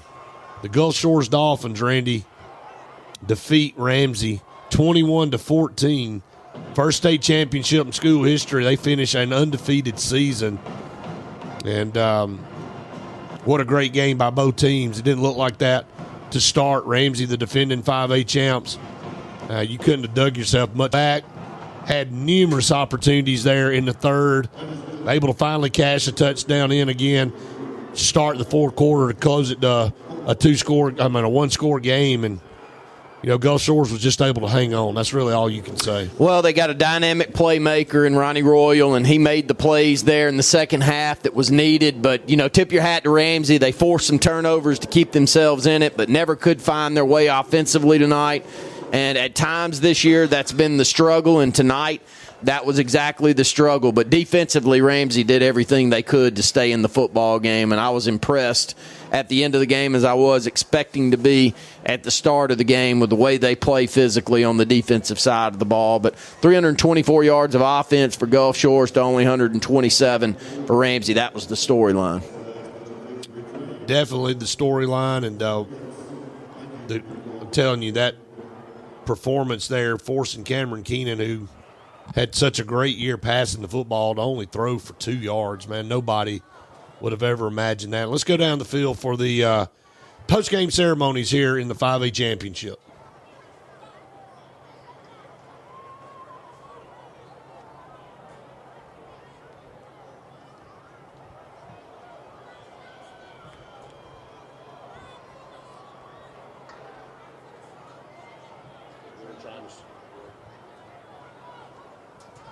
Trying to sort out the crowd, get everybody out of the way, so there's nobody hanging out behind the pictures here. That's people standing in the line of the photographers. As they get all that set up, again, a great day of football. 3 champions crowned. Leroy, the 1A champ. Mobile Christian, the 3A champ. And now Gulf Shores, the 5A state champion. We'll have 2A, 4A, and 6A. Would like to congratulate tomorrow. Now let's go down to the coaches, their teams, and staff on an amazing 2023 season and for making it to this year's Super 7 championship game. To commemorate this incredible accomplishment, each head coach will receive an official Wilson Championship football. Presenting this year's championship footballs is Brandon Dean, Director of the Alabama High School Athletic Directors and Coaches Association. First, from Ramsey High School, head coach Ronnie Jackson.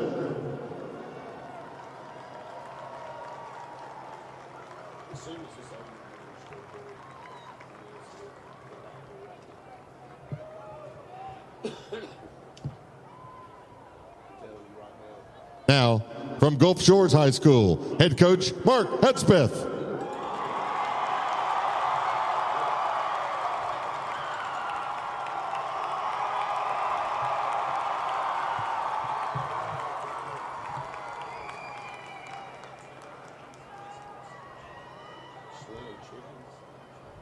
Join us in congratulating both coaches for an incredible season.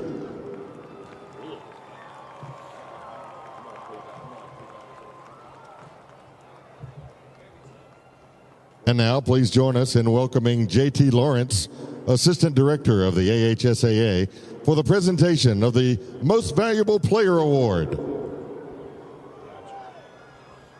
The 2023 Most Valuable Player for the Class 5A State Championship game is Ronnie Royal from Gulf Shores High School.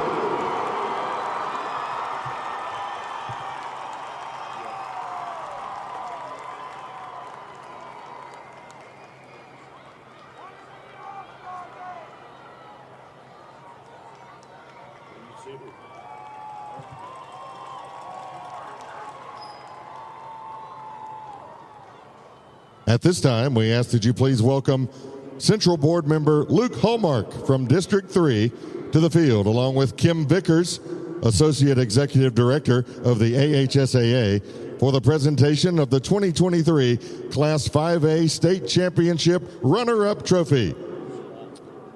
Your 2023 5A State Championship runner-up is the Ramsey Rams, led by head coach Ronnie Jackson.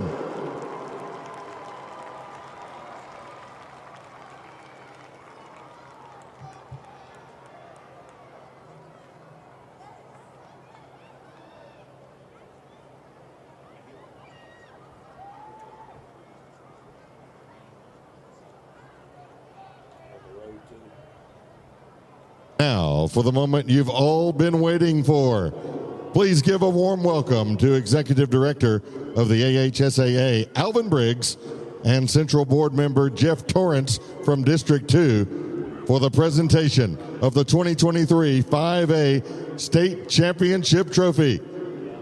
Ladies and gentlemen, your 2023 5A State champions are the Gulf Shores Dolphins, led by head coach Mark Hudspeth.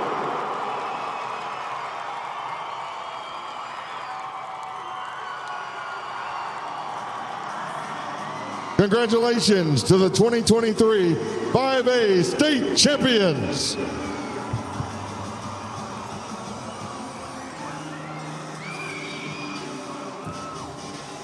We'll be back with more of the AHSAA Super 7 after this local break.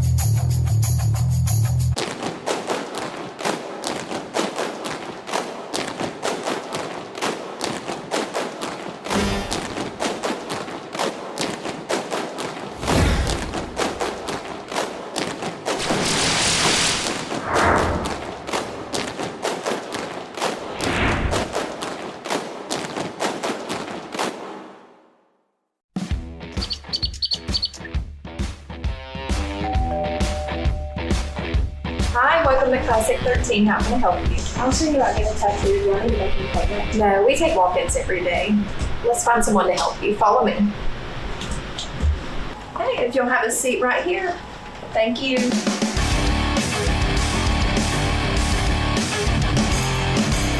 Come down to Classic 13, where good tattoos aren't cheap, and cheap tattoos ain't good.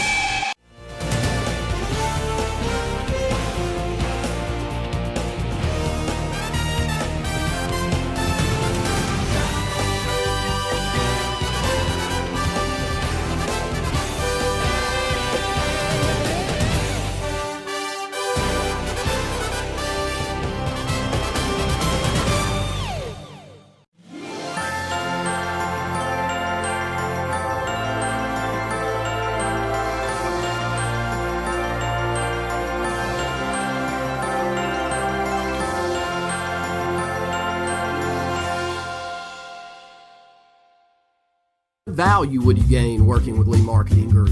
With 4 divisions under one umbrella, Sign Source, Lee Apparel, R&B Sports Media, and LMG Advertising Agency, Lee Marketing Group offers a comprehensive approach. From logo design, tees and signs, ad placement, and everything in between, LMG can handle it all. For ease of time, cutting-edge, results-driven marketing campaigns, think LMG. Lee Marketing Group, your comprehensive marketing solution. This season, Jack's is cooking up 3 ways to satisfy your hunger. Always fresh, never frozen, hand-breaded chicken sandwiches. Introducing the new Hot Honey Chicken Sandwich. Sweet, kicked up, and delicious. The always fresh fan favorite cheesy bacon with crispy bacon and warm cheesy sauce, and everyone loves the Southern Fried Classic. The Jack's Chicken Sandwich Trio. Come for one or all 3. Only at Jack's. All about the South. Experience and knowledge from the pros. Russell Do-It Center and Building Supply. Russell Do-It Center and Building Supply, locally owned and operated with over 30 years of experience, is very involved in giving back to our community. Our employees offer top-notch customer service with superior product knowledge, no matter the size of the job. Russell Do-It Center and Building Supply have you covered. Experience and knowledge from the pros. Russell Do-It Center and Building Supply.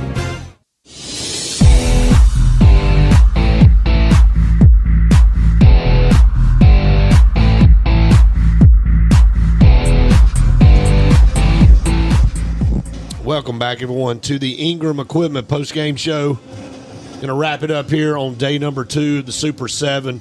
Gulf Shores knocks off the defending 5A champs 21-14 over Ramsey, and great football game. Gulf Shores' first state title in school history, a very relatively young school, but a big crowd for them witnessing this state title in person. And again, 3 state champs crowned today. 1 was crowned yesterday. We'll crown 3 more tomorrow in the 2A, 4A, and 6A game. We'll get on the air at 10:30. Bring you all the coverage here from the Super 7 all day long tomorrow. You want to thank our affiliates throughout the state of Alabama. Thank all of our sponsors for bringing you this Super 7 broadcast. The 2023. And as you hear the PA announcer, that concludes day number 2, and we will sign off as well here on the Ingram Equipment postgame show. Again, your final. Gulf Shores 21, Ramsey 14. Congratulations to Gulf Shores on the 5A state championship. For Randy, Caleb Brooks, I'm Brett Pritchard saying we've enjoyed it. We hope you have. See you tomorrow for day number 3 of the Super 7. It's game day, and from all of us at Bucks Island, from the Loft Tackle Store, from the team in service, From the team in parts. From the sales team. From the Bucks Island family, good luck and go get 'em, boys. Treating our customers the way we want to be treated since 1948. BucksIsland.com or call 1-800-I-AM-READY. Let our team help you win on the water.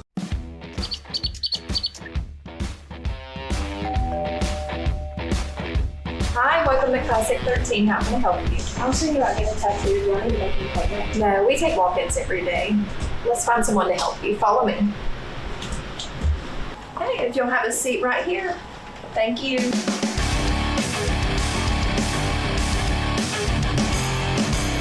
Come down to Classic 13, where good tattoos aren't cheap and cheap tattoos ain't good.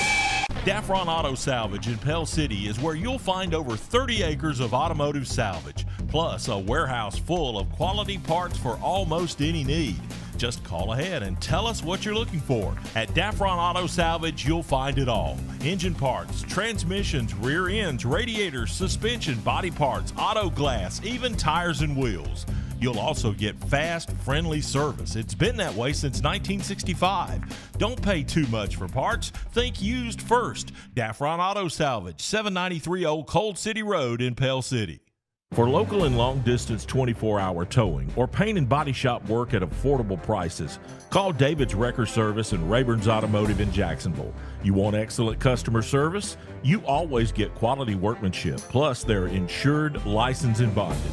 Here's the number, 256-435-7083. Located at 1116 Alexandria Road Southwest in Jacksonville. Steve Rayburn at David's Wrecker Service and Rayburn's Automotive wishes good luck to all our area teams.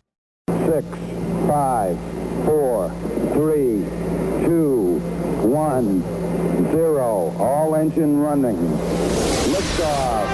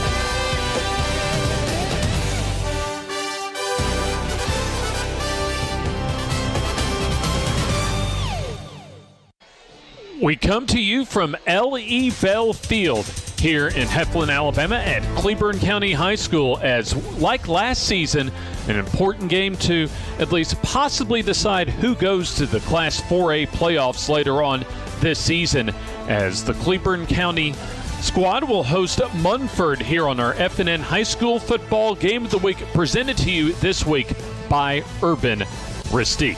And we welcome you in. A happy game day wherever you are watching us from here on the FNN High School Football Game of the Week. James Hardy with you, along with Coach Eddie Bullock, Jim Jacobs, and our FNN crew with you from Heflin, Alabama here at L.E. Bell Field. And Eddie, like last season, this is an important game for both of these teams as far as one of these teams trying to get to the playoffs. And Cleburne County so far off to a really good start. If they can win tonight, they will already have surpassed their entire win total from the 2022 season, and we haven't even gotten through the month of September. Right, and you're talking about being possibly 2-0 in the region, which is great. And, you know, of course, the Munford Lions have to actually be as critical to them as well, you know, with having a loss in the region and, you know, one win. So it's going to be very important. And this is kind of a tale of two programs right now. Munford, a very young squad, and talking with Coach Michael Easley yesterday as far as his Munford team, he does have a handful of seniors on the roster, about 11 seniors to be exact, but only about half of those really have any sort of significant playing experience, and we'll be seeing a lot of freshmen, sophomores, and some juniors as well. And really one of those key figures that we'll be seeing, Eddie, as far as one of those youngsters, is sophomore quarterback B.J. Anderson. Well, the quarterback is what make it go, and, it's a great thing with him being young, because – you definitely have something to build on and to build around. So, that's one good thing. And, not having that many seniors, that are not actually big factors, is a plus. That means you're playing younger guys. And then on the opposite side for the Cleburne County Tigers, they have 20 seniors on the roster, and also throw in they're going offensively to the wing tee this season. And normally when you have 20 seniors, that means win now. So, because it's a big overhaul next year. So, they want to try to